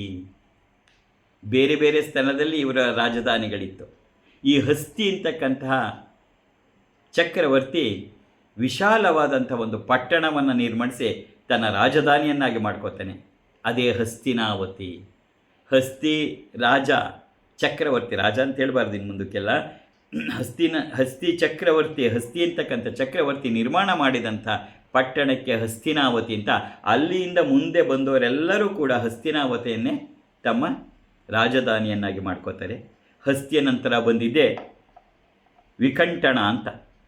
ವಿಕಂಠಣ ನಂತರ ಬಂದಿದ್ದು ಅಜಮೀಡನ ನಂತರ ಬಂದಿದ್ದು ಸಂವರ್ಣನ ನಂತರ ಬಂದಿದ್ದೆ ಕುರು ಮಹಾರಾಜ. ಇಲ್ಲಿವರೆಗೆ ಪುರುಸಂತತಿ ಅಂತ ಕರೀತಿದ್ರು. ಯಾಕೆಂದರೆ ಬ್ರಹ್ಮನಿಂದ ಶುರುವಾಗಿದ್ದು, ಅದರ 5ನೆಯ ತಲೆಯಲ್ಲಿ ಪುರು ಅಂತ ಬರೋದ್ರಿಂದ. ಆದರೆ ಇಲ್ಲಿ ಕುರು ಏನು ಮಾಡ್ತಾನೆ, ಆತನು ಕೂಡ ಮಹಾನ್, ಒಳ್ಳೆ ದಕ್ಷನಾದಂಥ, ಬರೀ ದಕ್ಷತೆ ಅಲ್ಲ, ದೈವಿ ಭಕ್ತನಾದಂಥ ಕುರು ಮಹಾರಾಜ. ಇವನಿಗಿಂತ ಮುಂಚೆ ಪುರುವಂಶ ಅಂತ ಕರೀತಿದ್ರು. ಆದರೆ ಇವನ ಮಹೋನ್ನತವಾದ ಸಾಧನೆ, ಧರ್ಮನಿಷ್ಠೆ ನೋಡಿ ಆಮೇಲೆ ಇವನು ಕುರು ಮಹಾರಾಜದಿಂದ ಆಮೇಲಿಂದ ಮುಂದಕ್ಕೆ ಕುರುವಂಶ ಅಂತ ಕರೀತಾರೆ. ಇವನು, ಈ ಮಹಾರಾಜ ಏನು ಮಾಡ್ತಾನೆ, ಎಲ್ಲರೂ ನೇಗಿಲನ್ನು ಹಾಕಿ ಉಳುತ್ತಾ ಇದ್ದರೆ ಇವನು ಕೂಡ ಒಂದು ಪ್ರದೇಶದಲ್ಲಿ, ದೊಡ್ಡ ಪ್ರದೇಶದಲ್ಲಿ ಚಿನ್ನದ ನೇಗಲನ್ನು ಇಟ್ಕೊಂಡು ದಿನ ಉಳುತ್ತಾ ಇದ್ದ, ಭೂಮಿಯನ್ನು ಉಳುತ್ತಾ ಇದ್ದ. ಆಗ ಒಂದು ಸರಿ ದೇವತೆಗಳಿಗೆಲ್ಲ ಅಂತಿತ್ತು, ಏನಿದು ಕುರು ಮಹಾರಾಜ ಚಕ್ರವರ್ತಿ, ಇವನು ದಿನ ನೇಗಿಲು ಹಿಡಿದು ಉಳುತ್ತಾ ಇದ್ದಾನಲ್ಲ ಅಂತ. ಆಗ ಇಂದ್ರ ಬಂದು ಕೇಳ್ತಾನೆ, ಏನಕ್ಕೋಸ್ಕರ ನೀವು ಈ ರೀತಿಯಾಗಿ ಉಳುತ್ತಾ ಇದ್ದೀರಿ ಅಂತ. ಆಗ ಕುರು ಮಹಾರಾಜ ಏನು ಹೇಳ್ತಾನೆ ಗೊತ್ತಾ, ನಾನು ಧರ್ಮ, ಸತ್ಯ, ಕ್ಷಮೆ, ದಯೆ ಮತ್ತು ಬ್ರಹ್ಮಚರ್ಯನ್ನು ಬೀಜವಾಗಿ ಬಿತ್ತಿ ಜನರನ್ನು ಅದರಲ್ಲಿ ಬೆಳೆಸಬೇಕು ಅಂಥೇಳಿ ನಾನು ಇದನ್ನು ಮಾಡ್ತಿದ್ದೀನಿ ಅಂಥೇಳಿ ಕೊನೆಗೆ ಕಠಿಣ ತಪಸ್ಸನ್ನು ಮಾಡ್ತಾನೆ. ನೋಡು, ಯಾತಕ್ಕೋಸ್ಕರ, ತನಗೇನಾಗಬೇಕು ಅಂತಲ್ಲ ಕುರು ಮಹಾರಾಜ ತಪಸ್ಸು ಮಾಡಿದ್ದು. ಧರ್ಮ, ಸತ್ಯ, ಕ್ಷಮೆ, ದಯೆ ಮತ್ತು ಬ್ರಹ್ಮಚರ್ಯೆ ನಮ್ಮ ಜನರಲ್ಲಿ ಬರಬೇಕು ಅಂಥೇಳಿ ಆ ಉಳುತಾನೂ ಇದ್ದ, ತಪಸ್ಸು ಮಾಡ್ತಾನೆ. ಇಂದ್ರ ಇವನ ತಪಸ್ಸಿಗೆ ಮೆಚ್ಕೋತಾನೆ. ಏನು ವರ ಬೇಕು ಕುರು ಮಹಾರಾಜ, ಕೇಳು ಅಂತಾನೆ. ಆಗ ಕುರು ಮಹಾರಾಜ ಹೇಳ್ತಾನೆ, ಈ ಭೂಮಿ ಕುರುಕ್ಷೇತ್ರ, ಕುರುವಿನ ಕ್ಷೇತ್ರ ಕುರುಕ್ಷೇತ್ರ. ಯಾರು ಈ ಜಾಗದಲ್ಲಿ ಮರಣವನ್ನಪ್ತಾರೋ ಅವರು ನೇರವಾಗಿ ಸ್ವರ್ಗಕ್ಕೆ ಹೋಗಬೇಕು. ಯಾಕೆಂದರೆ ಇಲ್ಲಿ ನಾನು ಬೆಳೆಯನ್ನು ಬಿತ್ತಿದ್ದೀನಿ, ಧರ್ಮ, ಸತ್ಯ, ಕ್ಷಮೆ, ದಯೆ ಮತ್ತು ಬ್ರಹ್ಮಚರ್ಯದ. ಆದ್ದರಿಂದ ಈ ಪ್ರದೇಶದಲ್ಲಿ ಯಾರು ಮರಣವನ್ನಪ್ತಾರೆ ಅವರು ನೇರವಾಗಿ ಸ್ವರ್ಗಕ್ಕೆ ಹೋಗಬೇಕು. ಅಷ್ಟೇ ಅಲ್ಲ, ಈ ಕ್ಷೇತ್ರಕ್ಕೆ ಧರ್ಮಕ್ಷೇತ್ರ ಅಂತಲೂ ಕರಿಬೇಕು ಅಂತ. ಅಲ್ಲಿಂದ ಅದನ್ನು ಧರ್ಮಕ್ಷೇತ್ರ, ಕುರುಕ್ಷೇತ್ರ ಅಂತ. ಅದಕ್ಕೆ ಭಗವದ್ಗೀತೆ ಪ್ರಾರಂಭದ ಶ್ಲೋಕ ಏನು, ಧರ್ಮಕ್ಷೇತ್ರೇ ಕುರುಕ್ಷೇತ್ರೇ ಅಂತಲೇ ಪ್ರಾರಂಭ ಆಗುತ್ತೆ. ಧರ್ಮಕ್ಷೇತ್ರವಾದ ಕುರುಕ್ಷೇತ್ರ. ಆ ಧರ್ಮಕ್ಷೇತ್ರವನ್ನು, ಆ ಕ್ಷೇತ್ರವನ್ನು ಕುರುಕ್ಷೇತ್ರ ಅಂತ ಕರೆದು ಅದನ್ನು ಧರ್ಮಕ್ಷೇತ್ರವನ್ನು ಮಾಡಿದ್ಯಾರಪ್ಪ ಅಂದರೆ ಕುರು ಮಹಾರಾಜ. ಹೀಗೆ ಕುರು ಮಹಾರಾಜ ಅಲ್ಲಿಗೆ ಹಸ್ತಿನಾವತಿ ಬಂತು. ಕುರು ಮಹಾರಾಜನಿಂದ ಮುಂದಕ್ಕೆ ಇದನ್ನು ಕುರುವಂಶ ಅಂತ ಕರೀತಾರೆ, ಕುರುಕ್ಷೇತ್ರ ಅಂತ ಕರೀತಾರೆ. ಅಲ್ಲಿಂದ ಬಂದಿದ್ದೆ ಕುರುವಿನ ನಂತರ ವಿಧೂರಥ ಅಂತ. ವಿಧೂರಥ ಆದಮೇಲೆ ಅನ್ವಶ್ವ, ಅನ್ವಶ್ವ ಆದಮೇಲೆ ಪರೀಕ್ಷಿತ, ಅದಾದಮೇಲೆ ಬಂದ ರಾಜ ಭೀಮಸೇನ. ಭೀಮಸೇನ ಅಂದರೆ ನಮ್ಮ ಈ ಪಾಂಡವರ ಭೀಮಸೇನ ಅಲ್ಲ, ಅವನು ಭೀಮಸೇನ. ಅದಾದಮೇಲೆ ಬಂದಿದ್ದೆ ಪ್ರದೀಪ ಶಂತನು. ನಾವಿಲ್ಲಿ ಮಧ್ಯದವರನ್ನೆಲ್ಲ ಹೇಳ್ತಾ ಹೋಗ್ಬಿಟ್ರೆ ಅಪ್ಪಾಜಿ ಜೀವನ ಪೂರ್ತಿ ಹೇಳಬೇಕಾಗತ್ತೆ. ಅದಕ್ಕೆ ಇವಾಗ ಏನು ಮಾಡ್ತಿದ್ವಿ, ಇಷ್ಟು ಜನರು ಭರತನಿಂದ ಹೇಳ್ಕೊಂಬಂದೆ, ಭರತನಿಂದ ನಾವು ಪ್ರದೀಪ ಶಂತನು. ಈಗ ನಮಗೆ ಮುಖ್ಯವಾಗಿ ಬೇಕಾದ್ದು ಶಂತನು ಕಡೆಯಿಂದ ಹೋಗ್ತೀವಿ. ಭರತ, ಭುಮನ್ಯು, ಸುಹೋತ್ರ, ಹಸ್ತಿ, ವಿಕಂಠಣ, ಅಜಮೀಡ, ಸಂಹರಣ, ಕುರುಮಹಾರಾಜ, ವಿಧೂರಥ, ಅನಾಸ್ತ್ರ, ಪರೀಕ್ಷಿತ, ಭೀಮಸೇನ, ಇದಾದಮೇಲೆ ಪ್ರದೀಪ ಮತ್ತು ಶಂತನು. ಈಗ ನಾವು ನಮ್ಮ ಕಥೆಯಲ್ಲ ಇತಿಹಾಸವನ್ನು ಪ್ರದೀಪನಿಂದ ಶುರು ಮಾಡ್ತಾ ಇದ್ದೀವಿ. ಟೈಮ್ ಎಷ್ಟಾಯ್ತಪ್ಪ? 35 minutes. ಪ್ರದೀಪನಿಂದ ಶುರು ಮಾಡ್ತೀವಿ. ಈ ಪ್ರದೀಪ ಹೇಗಾಯಿತು? ಯಾರು ಈ ಪ್ರದೀಪ? ಇಲ್ಲಿ ಇವತ್ತೊಂದು ಸ್ವಲ್ಪ ಹೇಳ್ತೀನಿ. ಇದು ಒಂದಕ್ಕೊಂದಕ್ಕೊಂದಕ್ಕೂ ಕತೆಗಳು ಹಿಂದೆ ಹೋಗ್ತಾನೇ ಇರುತ್ತದು. ಮಹಾಭಾರತದ ವಿಶೇಷ ಕತೆಗೆ ಉಪಕತೆಗೆ ಮತ್ತೊಂದು ಕತೆ, ಆ ಉಪಕತೆಗೆ ಮತ್ತೊಂದು ಉಪಕತೆ.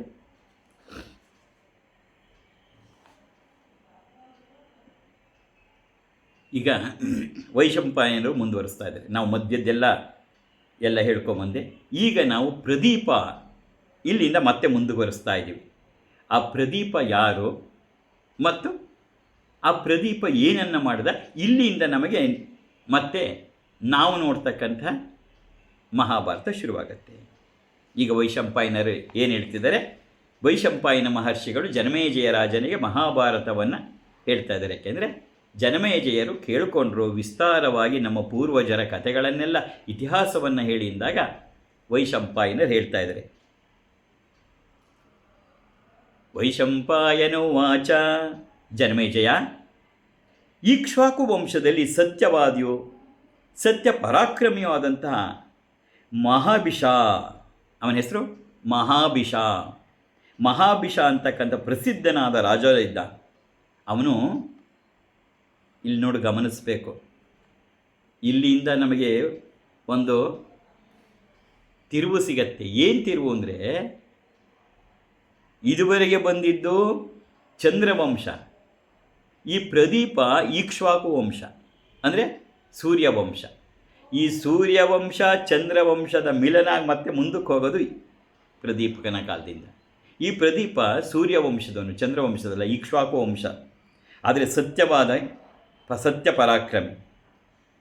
ಅವನು 1000 ಅಶ್ವಮೇಧ ಯಾಗಗಳನ್ನು, 100 ರಾಜಸೂಯ ಯಾಗಗಳನ್ನು, ಅಶ್ವಮೇಧ ಯಾಗ ಅಂತ ಗೊತ್ತು, ರಾಜಸೂಯಾಗ ಅದೆಲ್ಲ ಹೇಳ್ತಾ ಹೋದರೆ ದೊಡ್ಡದಾಗತ್ತೆ, ಮಾಡಿ ದೇವಶನಾದ ಇಂದ್ರನನ್ನು ತೃಪ್ತಿಪಡಿಸ್ತಾನೆ. ಅದರ ಪರವಾಗಿ ಅವನಿಗೆ ಸ್ವರ್ಗ ಪ್ರಾಪ್ತಿಯಾಗ್ಬಿಡತ್ತೆ. ಯಾರಿಗೆ? ಮಹಾಭಿಷನಿಗೆ. ಅವನು ಮಾಡಿದ 1000 ಅಶ್ವಮೇಧ ಯಾಗ ಮತ್ತು ರಾಜಸೂಯಾಗ ಮಾಡಿದ್ರಿಂದ ಅವನಿಗೆ ದೇವಲೋಕ ಪ್ರಾಪ್ತಿಯಾಗ್ಬಿಡತ್ತೆ. ಇವನು ಇಕ್ಷ್ವಾಕು ವಂಶದ ಮಹಾರಾಜ. ಒಂದ್ಸರಿ ದೇವತೆಗಳೆಲ್ಲ ಬ್ರಹ್ಮಲೋಕದಲ್ಲಿ ಬ್ರಹ್ಮನ ಉಪಾಸನೆಯನ್ನು ಮಾಡ್ತಿದ್ರೆ, ಎಲ್ಲರೂ ಸೇರಿ ಬ್ರಹ್ಮನನ್ನು ಪೂಜೆ ಮಾಡ್ತಾರೆ ದೇವತೆಗಳು. ಆ ಪೂಜೆಗೆ ಅನೇಕ ರಾಜ ಋಷಿಗಳು ಬಂದಿದ್ದಾರೆ. ಈ ಮಹಾಭಿಷನು ಬಂದಿದ್ದಾನೆ. ಯಾಕೆಂದರೆ ಅವನಿಗೆ ಸ್ವರ್ಗಲೋಕ ಪ್ರಾಪ್ತಿಯಾಗಿತ್ತು. ಸ್ವರ್ಗಲೋಕ ಅಂದರೆ ಇವನು ಸತ್ತೋದ್ಮೇಲೆ ಸ್ವರ್ಗಲೋಕ ಅಲ್ಲ, ಶರೀರದಲ್ಲಿ ಇದ್ದಾನೆ, ಆದರೆ ಸ್ವರ್ಗಕ್ಕೆ ಹೋಗ್ಬೋದಿತ್ತು ಅವನು. ಅವನು ಕೂಡ ಆಹ್ವಾನ ಬಂದಿದ್ದರಿಂದ ಅಲ್ಲಿಗೆ ಹೋಗಿದ್ದಾನೆ. ಬ್ರಹ್ಮನ ಪೂಜೆಯಲ್ಲಿ ಬ್ರಹ್ಮನ ಪೂಜೆ ನಡೀತಿದೆ. ಇಲ್ಲೇನಾಯಿತು, ನದಿಗಳಲ್ಲೆಲ್ಲ ಶ್ರೇಷ್ಠವಾದಂಥ ಗಂಗಾ ಅಲ್ಲಿ ಬಂದಿದೆ. ಆ ಸಮಯದಲ್ಲಿ ಆಗಮಿಸ್ತಾಳೆ. ದಿವ್ಯವಾದ ರೂಪ, ಒಳ್ಳೆ ವಸ್ತ್ರ, ಚಂದ್ರನ ಬೆಳದಿಂಗಳಿಗೆ ಸಮಾನವಾಗಿದ್ದ ಶ್ವೇತ ವಸ್ತ್ರ ಉಟ್ಕೊಂಡು ಪೂರ್ಣ ಅಲಂಕೃತಳಾಗಿ ಬ್ರಹ್ಮನ ಆ ಪೂಜೆಗೆ ಆಗಮಿಸಿದಳು. ಅದೇ ಸಮಯದಲ್ಲಿ ಏನಾಯಿತು, ಪೂಜೆ ಎಲ್ಲ ನಡೀತಿದೆ. ಬಿರುಗಾಳಿ ಬೀಸಿಬಿಡುತ್ತೆ. ಆಗ ಆಕಸ್ಮಿಕವಾಗಿ ಗಂಗಾದೇವಿಯ ಸೆರಗು ಮೇಲಕ್ಕೆ ಹೋಗುತ್ತೆ. ಯಾವಾಗ ಹಾಗೆಲ್ಲ ಆಗುತ್ತೆ ಎಲ್ಲ ದೇವತೆಗಳು ತಲೆ ತಗ್ಗಿಸ್ಬಿಡ್ತಾರೆ. ಆದರೆ ರಾಜ ಋಷಿಯಾಗಿದ್ದಂಥ ಈ ಮಹಾವಿಷ ತಲೆ ತಗ್ಸಲ್ಲ. ಅವನು ಯಾವ ಸಂಕೋಚವೂ ಇಲ್ಲದೆ ಗಂಗೆಯನ್ನೇ ನೋಡ್ತಾ ಇದ್ದಾನೆ. ಏನಾಗೋಯ್ತು, ಎಲ್ಲ ದೇವತೆಗಳು ತಲೆ ತೆಗೆಸಿದರೆ ಇವನು ಮಾತ್ರ ತಲೆ ತೆಗೆಸಲಿಲ್ಲ, ಗಂಗೆಯನ್ನು ನೋಡ್ತಿದ್ದಾರೆ. ರಾಜ ಋಷಿಗಳು ಮಹರ್ಷಿಗಳು ಕೂತಿದ್ರೂ ಕೂಡ, ಎಲ್ಲರ ಮಧ್ಯೆ ಕೂತಿದ್ರು, ಗಂಗೆಯನ್ನು ಅವಳ ಶರೀರದ ಮೇಲೆ ದೃಷ್ಟಿ ಇಟ್ಟು ಮಹಾಶಿವ ನೋಡ್ತಾ ಇದ್ದಾನೆ. ಈ ಮಹಾವಿಷ ನೋಡ್ತಾ ಇರೋದನ್ನು ನೋಡಿದಂಥ ಬ್ರಹ್ಮ ಹೇಳ್ತಾನೆ, ದುರ್ಮತಿಯಾದ ಮಹಾವಿಷ, ಸಕಲ ಕಾಮನೆಗಳನ್ನು ಪರಿಚಯಿಸೋದನಿಗೆ ಮಾತ್ರ ಲಭ್ಯವಾಗತಕ್ಕಂಥ ಪುಣ್ಯಲೋಕ ಇದು. ಆದರೆ ನೀನು ಗಂಗೆಯನ್ನು ನೋಡ್ತಾನೆ ಕೂತಿದ್ದೆ. ನಿನ್ನ ಮನಸ್ಸು ಅವಳ ರೂಪದಿಂದ ಆಕರ್ಷಿತವಾಗಿತ್ತು. ಅದರಿಂದ ನೀನು ಇಲ್ಲಿರಕ್ಕೆ ಅರ್ಹತೆ ಪಡೆದಿರೋನಲ್ಲ. ಇನ್ನೂ ಹಲವಾರು ವರ್ಷಗಳ ಕಾಲ ಭೂಲೋಕಕ್ಕೆ ಹೋಗು. ನೀನು ಅಲ್ಲೇ ಇದ್ದು ನಿನ್ನೆಲ್ಲ ಕಾಮನೆಗಳನ್ನು ಪೂರೈಸಿಕೊಂಡು ಆಮೇಲೆ ಸ್ವರ್ಗಲೋಕಕ್ಕೆ ಬಾ. ನೀನೀಗ ಗಂಗಾದೇವಿಗೆ ಎಸಗಿದ ಈ ಅಪರಾಧಕ್ಕಾಗಿ ಅವಳು ಕೂಡ ಭೂಮಿಯಲ್ಲಿ ಹುಟ್ಟಬೇಕಾಗತ್ತೆ. ಇದೆಂಥದ್ದು, ಗಂಗೆದು ಯಾವ ತಪ್ಪೂ ಇಲ್ಲ. ಇವನು ಮಾಡಿದ ತಪ್ಪಿಗಾಗಿ ಗಂಗೆನೂ ಕೂಡ ಅವಳು ಭೂಮಿಯಲ್ಲಿ ನಿನಗೆ ಬರ್ತಾಳೆ. ಭೂಮಿಯಲ್ಲೂ ನಿನಗೆ ಅಪ್ರಿಯವಾದ ಕಾರ್ಯಗಳನ್ನು ಮಾಡ್ತಾಳೆ. ಅವಳು ಅಪ್ರಿಯವಾದ ಕಾರ್ಯಗಳನ್ನು ಮಾಡ್ತಾಯಿದ್ರು ನೀನು ಸಹಿಸ್ಕೋಬೇಕು. ಅವಳು ಮಾಡುವ ಅಪ್ರಿಯವಾದಂಥ ಕಾರ್ಯಕ್ಕೆ ನೀನು ಕುಪಿನಾದ ತಕ್ಷಣ ನನ್ನ ಈ ಶಾಪದಿಂದ ಬಿಡುಗಡೆಯನ್ನು ನೀನು ಹೊಂದುತ್ತಾ ಇದ್ದೆ. ಎಷ್ಟು ಚೆನ್ನಾಗಿ ಹೇಳ್ತಾ ಇದ್ದಾರೆ. ಶಾಪ ಹೇಗಿದೆ ಅಂದರೆ, ಗಂಗೆನೂ ಬರ್ತಾಳೆ, ನಿನಗೆ ಕೋಪ ಭರಿಸುವ ಕೆಲಸಗಳನ್ನು ಮಾಡ್ತಾನೆ, ನೀನು ಸಹಿಸ್ಕೊಳ್ಳೋಕ್ಕಾಗದೇ ಇರೋ ಕೆಲಸ ಮಾಡ್ತಾಳೆ. ಆದರೆ ನೀನು ಸಮಾಧಾನದಿಂದಿರಬೇಕು. ಆದರೆ ಯಾವಾಗ ನಿನಗೆ ತಾನಾಗಿ ಕೋಪ ಬರುತ್ತೆ, ಆಗ ನೀನು ಶಾಪದಿಂದ ಬಿಡುಗಡೆ ಆಗ್ತೀವಿ. ಶಾಪ ಪ್ರತಿಶಾಪ ಎರಡೂ ಆಯಿತು. ಮಾಡುವುದೇನಿದೆ? ಮಹಾವಿಷ ತಾನು ಯಾವ ವಂಶದಲ್ಲಿ ಹುಟ್ಟಬೇಕು, ಈಗ ಭೂಮಿಗೆ ಮತ್ತೆ ಬರಬೇಕು, ಯಾವ ವಂಶದಲ್ಲಿ ಹುಟ್ಟು ಬರಬೇಕು ಅನ್ನೋದ್ರ ಬಗ್ಗೆ ಯೋಚಿಸ್ತೇನೆ. ಆಗ ಭೂಮಿಯಲ್ಲಿ ರಾಜ್ಯ ಮಾಡ್ತಾ ಇದ್ದಂಥ ಅನೇಕ ಮಹಾರಾಜರುಗಳನ್ನು ಸ್ಮರಿಸ್ಕೋತಾರೆ, ಅನೇಕ ತಪೋಧರರನ್ನು ನೆನೆಸ್ಕೋತಾನೆ. ಆಗ ಅವನಿಗನ್ಸುತ್ತೆ, ಈ ಭರತ ವಂಶದಲ್ಲಿ ಪ್ರತಿಶ್ರಮನ ಮಗನಾದ ಪ್ರತೀಪ ತನ್ನ ತಂದೆಯಾಗಕ್ಕೆ ಅರ್ಹ ಅಂತ ಅನಿಸುತ್ತೆ. ಭರತ ವಂಶ ಇದುವರೆಗೆ ಹೇಳೋದಲ್ಲ, ಆ ಭರತ ವಂಶದಲ್ಲಿ ಬರ್ತಕ್ಕಂಥ ಪ್ರತೀಪನ ಮಗನಾಗಿ ನಾವು ಹುಟ್ಟಬೇಕು, ಪ್ರತೀಪನೇ ನನ್ನ ತಂದೆಯಾಗಕ್ಕೆ ಅರ್ಹ ಅಂತ, ಇವನೇ ಸರಿ ಅಂತ.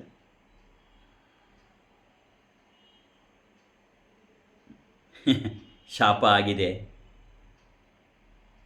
ಅಧೀರನಾಗಿ ಕುಳಿತಿದ್ದೆಲ್ಲವನ್ನು ಯೋಚನೆ ಮಾಡ್ತಿದ್ದೇನೆ ಮಹಾವಿಷ. ಗಂಗೆ ಮಾತ್ರ ಭೂಲೋಕಕ್ಕೆ ಹೊರಟ್ಬಿಟ್ರು. ಅವಳು ಹಾಗೆ ಹೋಗ್ತಾ ಇರುವಾಗ, ಸ್ವರ್ಗದಿಂದ ಕೆಳಕ್ಕೆ ಹೋಗ್ತಾ ಇರುವಾಗ, ಬಾಡಿದ ಮುಖವನ್ನು ಹೊಂದಂತಹ ಸ್ವರ್ಗವಾಸಿಗಳಾದಂಥ ವಸುಗಳು ನೋಡ್ತಾರೆ. ಎಲ್ಲರೂ ಕೂಡ ದುಃಖ ತಪ್ತಿರಾಗಿ ಅಷ್ಟವಸುಗಳು ಅಂತ 8 ಜನ ವಸುಗಳು ಅವರು ಕೂತಿದ್ದಾರೆ. ಗಂಗೆ ಹೊರಟಿದ್ದಾಳೆ ಭೂಲೋಕಕ್ಕೆ. ಇವರೆಲ್ಲ ಕೈ ಮುಗಿದು ದುಃಖಿತರಾಗಿ ಕೂತಿದ್ದಾರೆ. ಗಂಗೆ ಕೇಳ್ತಾಳೆ, ಇದು ಸ್ವಲ್ಪ ನೀನು ಇನ್ನೊಂದೆರಡು ಸರಿ ಕೇಳ್ಕೋಬೇಕು. ಎಷ್ಟು ಒಂದಕ್ಕೊಂದಕ್ಕೆ ಸೇರಿದೆ ಅಂದರೆ ಆಮೇಲೆ ನಿಂಗೆ ಅರ್ಥ ಆಗತ್ತೆ. ನಾನು ಹೇಳೋದು ಹೇಳಿಬಿಟ್ಟಿರ್ತೀನಿ, ಇನ್ನೊಂದೆರಡು ಸರಿ ಕೇಳು. ಅವಳು ಅಷ್ಟವಸುಗಳನ್ನು ಕೇಳ್ತಾರೆ, ಏನಾಯಿತು ನಿಮಗೆ? ನಿಮ್ಮ ದಿವ್ಯ ರೂಪಗಳೆಲ್ಲ ಯಾಕೆ ನಾಶವಾಗಿ ಹೋಗಿದೆ? ನಿಮ್ಮ ಮುಖ ಎಲ್ಲ ಬಾಡ ಹೋಗಿದೆಯಲ್ಲ, ಯಾಕೆ? ಇದಕ್ಕೆ ಕಾರಣ ಏನು? ಸ್ವರ್ಗವಾಸಿಗಳೆಲ್ಲ ಸೌಖ್ಯದಿಂದಿದ್ದಾರೆ ತಾನೆ ಅಂತ ಗಂಗೆ ಕೇಳ್ತಾಳೆ. ಆಗ ಅಷ್ಟವಸುಗಳು ಕೂಡ ಕೈ ಮುಗಿದು ಹೇಳ್ತಾರೆ, ಮಹಾನದಿಯೇ, ನಾವು ಮಾಡಿದ ಅಲ್ಪ ಅಪರಾಧದಿಂದ ಮಹಾತ್ಮರಾದಂಥ ವಸಿಷ್ಠರು ಕೋಪ ಮಾಡ್ಕೊಂಡ್ಬಿಟ್ಟು ನಮಗೆ ಶಾಪ ಕೊಟ್ಟಿದ್ದಾರೆ.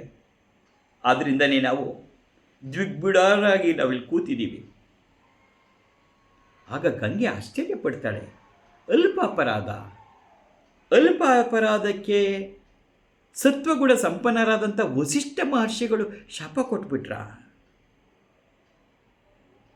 ಅಂತಂದಾಗ ಇವರೇ ಬಿಡಿಸಿ ಹೇಳ್ತಾರೆ ಏನು ನಡೀತು ಅನ್ನೋದನ್ನು ಅಷ್ಟವಸುಗಳು ಹೇಳ್ತಿದ್ದಾರೆ. ನಾವೆಲ್ಲ ಯಥಾರ್ಥವಾಗಿ ಸ್ವೇಚ್ಛೆಯಿಂದ ವಿಹರಿಸ್ತಾ ಇದ್ವಿ. ನಿಗೂಢವಾದಂಥ ಒಂದು ಸ್ಥಳದಲ್ಲಿ ಮಹರ್ಷಿಗಳು ಸಂಧ್ಯೋಪಾಸನೆಯನ್ನು ಮಾಡ್ತಾಯಿದ್ರು.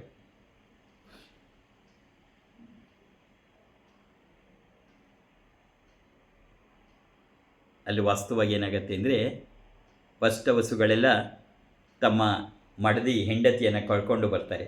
ಅದರಲ್ಲಿ ದ್ಯೂ ಅಂತ ಒಬ್ಬ ಇರ್ತಾನೆ. ಅವನು ಎಲ್ಲರೂ ಅಲ್ಲೆಲ್ಲ ನೋಡಿದಾಗ ಭೂಲೋಕದಲ್ಲೆಲ್ಲ ನೋಡ್ಕೊಂಬಂದಾಗ ವಸುಗಳು ವಸಿಷ್ಠ ಮಹರ್ಷಿಗಳ ಆಶ್ರಮದ ಕಡೆ ಬರ್ತಾರೆ. ತುಂಬ ಅದ್ಭುತವಾಗಿರುತ್ತೆ ಆ ಪ್ರಕೃತಿ ಸೌಂದರ್ಯ. ಆಗ ಈ ದ್ಯೂ ಅಂತಕ್ಕಂಥ ವಸಿಷ್ಠ ವಸುವಿನ ಹೆಂಡತಿ ಅಲ್ಲಿ ಬಂದಾಗ ಒಂದು ಗೋವಿರುತ್ತೆ, ಬೆಳ್ಳನೇದು, ನಂದಿನಿ ಅಂತ. ಎಷ್ಟು ಮುದ್ದಾಗಿದೆ ಅಂತ ಅವಳು ಹೋಗಿ ಅದನ್ನು ಮುಟ್ತಾಳೆ. ಆಗ ದ್ಯೂ ಹೇಳ್ತಾನೆ, ಇದು ಬರೀ ಸಾಮಾನ್ಯ ಗೋ ಅಲ್ಲ, ಇದೊಂದು ಮಹತ್ತರವಾದದ್ದು, ಇದನ್ನು ನಂದಿನಿ ಅಂತ ಕರೀತಾರೆ.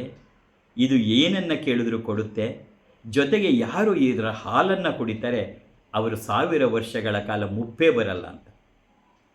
ಆಗ ದ್ಯೂ ಹೆಂಡ್ತಿಗನ್ಸತ್ತೆ, ಭೂಲೋಕದಲ್ಲಿ ನನ್ನ ಸ್ನೇಹಿತೆ ಇದ್ದಾಳೆ, ಅವಳು ಯಾವಾಗಲೂ ಹಾಗೇ ಇರಲಿ ಅಂಥೇಳಿ ಆ ಹಾಲನ್ನು ಕುಡಿಸ್ಬೇಕು ಅಂಥೇಳಿ ಬರೀ ಹಾಲು ತಗೊಂಡು ಹೋದರೆ ಪರವಾಗಿಲ್ಲ, ಹಸುನೇ ತಗೊಂಡು ಹೋಗೋಣ ಅಂತಾಳೆ. ಆದರೆ ಇವನು ಒಪ್ಪಲ್ಲ ದ್ಯೋ ವಸು. ಇಲ್ಲ, ಮಾತು ತಪ್ಪು ಮಾಡಿದೆ. ಆದರೆ ಇವಳು ಹೇಳಿದ ಮಾತನ್ನು ಕೇಳೋದೇ ಇಲ್ಲ. ಯಾವತ್ತೂ ಅಷ್ಟೇ, ಹೆಣ್ಣು ಮಕ್ಕಳಿಗೆ ಒಂದ್ಸರಿ ಮನಸ್ಸಿಗೆ ಬಂದರೆ ಅವಳನ್ನ ಕನ್ವಿನ್ಸ್ ಮಾಡೋದು ಕಷ್ಟ. ಸರಿ, ಅವಳ ಮಾತಿಗೆ ಕಟ್ಟಿಬಿದ್ದು ತಗೊಂಡು ಹೋಗ್ತಾರೆ. ಸಂಧ್ಯಾ ವಂದನೆ ಎಲ್ಲ ಮುಗಿಸಿ ತಮ್ಮ ಆಶ್ರಮಕ್ಕೆ ಬರ್ತಾರೆ. ವಸಿಷ್ಠರು ನೋಡ್ತಾರೆ, ತಮ್ಮ ಪ್ರೀತಿಯ ನಂದಿನಿ ಇಲ್ಲ. ಕಣ್ಮುಚ್ಚಿ ಕೊತ್ತಾಗ ಅವ್ರಿಗೆಲ್ಲ ಗೊತ್ತಾಗತ್ತೆ. ಆಗ ಶಾಪ ಕೊಟ್ಬಿಡ್ತಾರೆ, ನೀವೆಲ್ಲರೂ ಭೂಲೋಕಕ್ಕೆ ಹೋಗಿ ನರಮನುಷ್ಯರಾಗಿ ಬಾಳಿ, ಮುಂದಿನ ಜನ್ಮದಲ್ಲಿ ನೀವೆಲ್ಲ ಬರೋರಂತೆ ಇಲ್ಲಿಗೆ ವಾಪಸ್ಸು.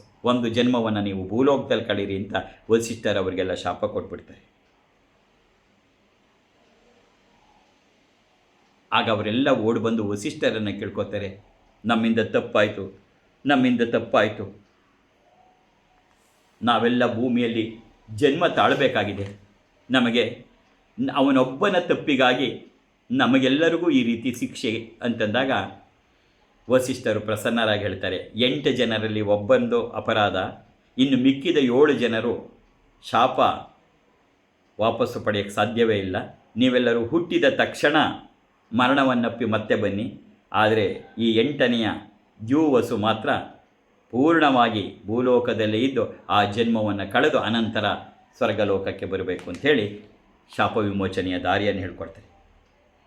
ಅದೆಲ್ಲವನ್ನು ಹೇಳಿದಂತಹ ವಸುಗಳು ಗಂಗೆಗೆ ಹೇಳ್ತಾರೆ, ಬ್ರಹ್ಮಜ್ಞರಾದಂಥ ನಮಗೆ ಆ ವಸಿಷ್ಠರು ಹೇಳಿದ್ದನ್ನು ಮೀರುಕು ಅನ್ಯಥ ಸಾಮರ್ಥ್ಯ ಇಲ್ಲ. ಅವ್ರ ಶಾಪದ ಹಾಗೆ ನಾವು ಭೂಮಿಯಲ್ಲಿ ಜನ್ಮ ತಾಳಬೇಕಾಗಿದೆ. ಭೂಮಿಯಲ್ಲಿ ನಾವು ಜನ್ಮ ತಾಳೋಕ್ಕೆ ನಮಗೊಬ್ಬರು ತಾಯಿ ಬೇಕು, ಸರಿಯಾದಂತಹ ಪವಿತ್ರವಾದಂಥ ಪತಿವ್ರತೆಯಾದಂಥ ತಾಯಿ. ಅದರಿಂದ ಅವರೆಲ್ಲ ಕೇಳ್ಕೊತಾರೆ, ಅಮ್ಮ ಗಂಗೆ, ನೀನೇ ಭೂಮಿಯಲ್ಲಿ ಜನಿಸು, ನಾವು ನಿನ್ನ ಮಕ್ಕಳಾಗ್ತೀವಿ. ನೀನೇ ಮನುಷ್ಯಳಾಗಿ ಭೂಮಿಯಲ್ಲಿ ಅವತರಿಸಿ ನಮಗೆ ಜನನಿಯಾಗುತ್ತೆ. ಅಷ್ಟವಸುಗಳಾದ ನಾವು ಭೂಮಿಯಲ್ಲೆಯ ಅವತರಿಸುವಂತಾಗಲಿ, ನಿನ್ನ ಮಕ್ಕಳಾಗುವಂತಾಗಲಿ. ಅಮ್ಮ ಶುಭಾಂಗಿ, ಈಗ ನೀನು ಇದನ್ನು ಒಪ್ಕೊಳ್ಳೇಬೇಕು. ಯಾಕೆಂದರೆ ನಾವು ಯಾರು ಮಾನವರ ಜಠರದಲ್ಲಿ ಗರ್ಭದಲ್ಲಿ ಬರೋಕ್ಕೆ ಇಷ್ಟ ಇಲ್ಲ, ಮಾನವರ ಯೋನಿಯಿಂದ ಹೊರಗೆ ಬರೋಕ್ಕೆ ನಮಗೆ ಇಷ್ಟ ಇಲ್ಲ. ಅದರಿಂದ ಅಮ್ಮ ನೀನೇ ನಮಗೆ ತಾಯಿ ಆಗಬೇಕು. ಬಸುಗಳೆಲ್ಲ ಹೀಗೆ ಗಂಗೆಯನ್ನು ಪ್ರಾರ್ಥಿಸಿದಾಗ ದೇವಿ ಹಾಗೆ ಆಗಲಿ ಅಂತ ವಸುಗಳ ಪ್ರಾರ್ಥನೆಯನ್ನು ಅಂಗೀಕರಿಸಿ ಅವರನ್ನು ಪ್ರಶ್ನೆ ಮಾಡ್ತಾಳೆ ಗಂಗೆ. ನಾನೇನೋ ನಿಮಗೆ ತಾಯಿ ಆಗ್ತೀನಿ, ಆದರೆ ಗರ್ಭ ಧರಿಸೋಕ್ಕೆ ಒಬ್ಬ ಮಹಾಪುರುಷನ ಅಗತ್ಯ ಇದೆ ಅಲ್ವೇ? ಭೂಲೋಕದಲ್ಲಿ ಪುರುಷ ಶ್ರೇಷ್ಠರಲ್ಲಿ ನಿಮ್ಮ ತಂದೆ ಅಂತ ಅನಿಸ್ಕೊಳ್ಳೋಕ್ಕೆ ಅರ್ಹರಾದವರು ಯಾರಿದ್ದಾರೆ? ಈ ವಿಚಾರ ಏನಾದ್ರು ನೀವು ಯೋಚನೆ ಮಾಡಿದ್ರಾ ಅಂತ ಗಂಗೆ ಆ ವಸುಗಳಿಗೆ ಕೇಳ್ತಾಳೆ. ಅದಕ್ಕೆ ಹೇಳ್ತಾರೆ, ಅಮ್ಮ ಗಂಗಾದೇವಿ, ಈ ವಿಚಾರ ಎಲ್ಲ ನಾವು ಆಗಲೇ ಯೋಚನೆ ಮಾಡಿದ್ದೀವಿ. ಪ್ರತೀಪ ಮಹಾರಾಜನಿಗೆ ಶಂತನು ಅಂತ ಲೋಕವಿಖ್ಯಾತನಾದಂಥ ಮಗ ಹುಟ್ಟುತ್ತಾನೆ. ಭೂಲೋಕದಲ್ಲಿ ಅವನೇ ನಮ್ಮ ಉತ್ಪತ್ತಿಗೆ ಕಾರಣ ಆಗ್ತಾನೆ, ಶಂತು ಮಹಾರಾಜ. ಆಗ ಗಂಗೆಗೆ ಗೊತ್ತಾಗತ್ತೆ. ಏನಂತ ಗೊತ್ತಾಗತ್ತೆ? ಆ ಬ್ರಹ್ಮನ ಪೂಜೆ ನಡೀತಾ ಇದ್ದಾಗ ತನ್ನನ್ನು ನೋಡಿದಂತಹ ಮಹಾಭಿಷ ಅವನೇ ಶಂತುವಾಗಿ ಹುಟ್ಟುತ್ತಾನೆ ಅನ್ನೋದು ಗಂಗೆಗೆ ಗೊತ್ತಾಯಿತು. ಯಾವಾಗ ಅವಳ ಮನಸ್ಸಿಗೆ ಅದು ಬಂತು, ಅವಳು ಗಂಗೆ ಹೇಳ್ತಾಳೆ, ವಸುಗಳೇ, ಪಾಪರಹಿತವಾದಂತಹ ನಿಮ್ಮ ಮಾತುಗಳಿಗೆ ನನ್ನ ಅಭಿಮತ ಇದೆ, ನನ್ನ ಒತ್ಕೋತೀನಿ. ಶಾಂತನುವು ನಿನ್ನ ತಂದೆ ಆಗೋಕ್ಕೆ ಅರ್ಹ, ನನ್ನ ಪತಿಯಾಗಕ್ಕೂ ಅರ್ಹ. ಶಂತನು ಅಂತಲೇ ಕರೀತಾರೆ, ಶಾಂತನು ಅಂತ. ಶಂತನುವಿಗೂ ಕೂಡ ಪ್ರೇಮನುಂಟು ಮಾಡುವ ಕೆಲಸ ಆಗತ್ತೆ, ನಿಮ್ಮ ಅಭಿಲಾಷೆಯನ್ನು ನಡೆಸ್ಕೊಡ್ತಾನೆ ಅಂತ ಹೇಳ್ತಾಳೆ. ಹಾಗೆ ಇವರೆಲ್ಲ ಕೇಳ್ಕೊತಾರೆ, ಅಮ್ಮ ಗಂಗಾದೇವಿ, ನಮ್ಮ ಮತ್ತೊಂದು ಪ್ರಾರ್ಥನೆಯನ್ನು ನಡೆಸ್ಕೊಡ್ಬೇಕು. ನಾವು ವಸಿಷ್ಠರ ಶಾಪದ ಫಲವಾಗಿ ಅನಿವಾರ್ಯವಾಗಿ ಭೂಲೋಕದಲ್ಲಿ ಹುಟ್ಟಬೇಕಾಗಿದೆ. ಆದರೆ ನಾವು ಅವರ ಶಾಪಾನುಸಾರವಾಗಿ ಮನುಷ್ಯ ಯೋನಿಯಲ್ಲಿ ಜನ್ಮ ತಾಳಕ್ಕೆ ಇಚ್ಛವೇ ಹೊರತು ಭೂಮಿಯಲ್ಲಿ ಹೆಚ್ಚು ಕಾಲ ಬದುಕೋದಕ್ಕೆ ಇಚ್ಛೆ ಇಲ್ಲ. ಆಗ 3 ಲೋಕಗಳಲ್ಲಿ ಪ್ರವಹಿಸುವಂತಹ ಗಂಗೆಯೇ, ಹುಟ್ಟಿದ ನಿನ್ನ ಮಕ್ಕಳನ್ನು ಒಡನೆಯೇ ನೀನು ನೀರಲ್ಲೇ ಹಾಕಿಬಿಡಬೇಕು. ನಾವು ಚಿರಕಾಲ ಭೂಲೋಕದಲ್ಲಿ ಇರು ಹಾಗುವೆ, ನಮಗೆ ಪ್ರಾಪ್ತವಾಗಿರುವ ಶಾಪದಿಂದ ಬಿಡುಗಡೆ ಆಗುವ ಹಾಗೆ ನೀನು ವರ್ತಿಸಬೇಕು. ನಾವೇ ಹುಟ್ಟಿದ ತಕ್ಷಣ ನೀನು ನಮ್ಮನ್ನು ನೀರಿಗೆ ಹಾಕಿಬಿಡು ಅಂತ. ಆದರೆ ಗಂಗೆ ಹೇಳ್ತಾಳೆ, ನೀವು ಹೇಳಿದ ಹಾಗೆ ನಾನು ಮಾಡ್ತೀನಿ, ಆದರೆ ನಿಮ್ಮಲ್ಲಿ ಒಬ್ಬರಾದರೂ ಕೂಡ ಶಂತುವಿನ ಮಗನಾಗಿ ಚಿರಕಾಲ ಉಳ್ಕೋಬೇಕಾಗತ್ತೆ. ಯಾಕೆಂದರೆ ನಾನು ಅವನ ಜೊತೆ ಮಾಡಿದಂಥ ಸಂಘ ವ್ಯರ್ಥವಾಗಬಾರ್ದು. ಆದ್ದರಿಂದ ಯಾಕೆಂದರೆ ಇದೆಲ್ಲ ತೀರ್ಮಾನ ಆಗೋಗಿದೆ ಯಾರು ಉಳ್ಕೋಬೇಕು ಅಂತ. ಆಗ ಹೇಳ್ತಾರೆ, ಅಮ್ಮ ನಿನ್ನ ಆಶಯದಂತೆ ನಡ್ಕೋತೀವಿ. ನಮ್ಮ 8ನೆಯವನದು ಅವನು ಉಳ್ಕೋತಾನೆ. ಅಮ್ಮ ನಿನಗೆ ವಂದನೆಗಳಮ್ಮ, ನಿನಗೆ ವಂದನೆಗಳು. ಆ ಭೂಮಿ ಮೇಲೆ ಉಳ್ಕೊಳ್ಳುವಂತಹ ಪುತ್ರ ವೀರ್ಯವಂತನಾಗಿ ಶಕ್ತವಂತನಾಗಿರ್ತಾನೆ. ಜನ್ಮೇಜಯರೇ, ಗಂಗಾದೇವಿ ವಸುಗಳ ಪ್ರಾರ್ಥನೆಯನ್ನು ಅಂಗೀಕರಿಸ್ತಾಳೆ. ವಸುಗಳು ಗಂಗಾದೇವಿ ಜೊತೆ ಇಷ್ಟನ್ನು ಮಾತಾಡಿದ ನಂತರ ಅದರಂತೆ ನಡ್ಕೋಬೇಕು ಅಂಥೇಳಿ ಎಲ್ಲರೂ ಕೂಡ ಈಗ ಭೂಮಿಗೆ ಹೊರಟಿದ್ದಾರೆ. ಹಾಗಾಗಿ ಎಲ್ಲ ಕಾರ್ಯಕಾರಣಗಳ ಸಂಬಂಧ ಇರುತ್ತೆ. ಶಂತನು ಯಾಕೆ ಗಂಗೆಯನ್ನು ಮದುವೆಯಾಗಿದೆ? ಯಾಕೆಂದರೆ ಆ ಶಂತುವೇ ಶಾಪಗ್ರನಾದ ಮಹಾಭಿಷ. ಗಂಗೆಗೂ ಶಾಪ ಆಯಿತು ಬ್ರಹ್ಮನಿಂದ. ಹಾಗಾಗಿ ಈ ಭೂಲೋಕದಲ್ಲಿ ಇಬ್ಬರೂ ಆಗ್ತಾರೆ. ಈ ಭೂಲೋಕದಲ್ಲಿ ಅವರಿಬ್ಬರು ಪತಿಪತ್ನಿಯರಾಗಿ ನಡೆಸುವ ಗೃಹಸ್ಥ ಧರ್ಮವನ್ನು ಅನುಸರಿಸುವ ಕಾಲದಲ್ಲಿ ವಸುಗಳಿಗೂ ಶಾಪ ಆಯಿತು. ಎಲ್ಲಕ್ಕೂ ಒಂದಕ್ಕೆ ಸೇರಿಕೊಂಡು ಈಗ ಶಂತುವೊಮ್ಮೆ ಮಹಾಭಿಷನೇ ಶಂತುವಾಗಿ ಹುಟ್ಟುತ್ತಾನೆ. ಮತ್ತು ಮುಂದೆ ನಡೆಯುತ್ತೆ. ಈ ಶಂತುವು ಹುಟ್ಟುವಾಗ ಏನೆಲ್ಲ ನಡೀತು, ಅಲ್ಲಿ ಗಂಗೆಯ ಪಾತ್ರ ಏನು, ಇವೆಲ್ಲವನ್ನು ಮುಂದೆ ನಿಧಾನಕ್ಕೆ ನೋಡ್ತಾ ಹೋಗೋಣ. ಮಹಾಭಾರತದ ಕಥೆ ಹಾಗೆ ಒಂದಕ್ಕೊಂದು ಜೋಡಣೆ ಆಗ್ತಿದೆ. ನಾವು ಅದನ್ನು ಬಿಡಿಸಿ ನೋಡಿಸಿ ನಮ್ಮ ಹೃದಯಕ್ಕೆ ನಮ್ಮ ಮನಸ್ಸಿಗೆ ತಂದ್ಕೋಬೇಕು. ಹಾಗಾಗಿ ನಾವು ಅರ್ಥ ಮಾಡ್ಕೋಬೇಕು, ಕಾರ್ಯಕಾರಣ ಸಂಬಂಧ ಇರುತ್ತೆ ಒಂದು. ಮತ್ತು ಅಕಾರ್ಯವನ್ನು ಮಾಡಿದರೆ ಯಾರೇ ಆಗಲಿ ಅವರಿಗೆ ಶಾಪವಿರುತ್ತೆ. ನಮ್ಮ ಮನಸ್ಸಿಗೆ ಬೇಕಾದಂತೆ ನಾವು ಎಲ್ಲೇ ಇದ್ದರೂ ನಡ್ಕೊಳ್ಳೋಕ್ಕೆ ಸಾಧ್ಯ ಇಲ್ಲ ಅನ್ನೋದನ್ನೆಲ್ಲ ನೋಡ್ತಾ ಮುಂದೆ ಹೇಗೆ ಈ ಶಂತುವಿನ ಜನ ಆಗತ್ತೆ ಅನ್ನೋದರಿಂದ ಮುಂದಕ್ಕೆ ನೋಡ್ತಾ ಹೋಗೋಣ. ಎಲ್ಲರಿಗೂ ಕೂಡ ಪೂರ್ಣ ಆಶೀರ್ವಾದಗಳು. ಜಗನ್ಮಾತೆ ನಿಮ್ಮೆಲ್ಲರಿಗೂ ಆನಂದವನ್ನು ಉಂಟು ಮಾಡಲಿ. ಅಷ್ಟೇ ಅಲ್ಲ, ಆನಂದದ ಜೊತೆಗೆ ಎಲ್ಲರೂ ನಗನಗ್ತಾ ಇರಬೇಕು. ಅದೇ ಅಪ್ಪಾಜಿಯವರ ಬಹಳ ಮುಖ್ಯವಾದಂಥ ಉದ್ದೇಶ ಆಗಿರುತ್ತೆ. ಓಂ ಅಸತೋ ಮಾ ಸದ್ಗಮಯ ತಮಸೋ ಮಾ ಜ್ಯೋತಿರ್ಗಮಯ ಮೃತ್ಯೋರ್ಮಾಮೃತಂಗಮಯ. ಓಂ ಶಾಂತಿ ಶಾಂತಿ ಶಾಂತಿ. ಹರಿ ಓಂ ತತ್ಸತ್. ಸರ್ವಂ ಶ್ರೀ ಜಗದಂಬಾರ್ಪಣಮಸ್ತು. ಸರ್ವಂ ಶ್ರೀ ಗುರುಚರಣಾರ್ಪಣಮಸ್ತು. ಜೈ ಶ್ರೀ ಮಾತಾ. ಜೈ ಜೈ ಶ್ರೀ ಮಾತಾ. ಜೈ ಶ್ರೀ.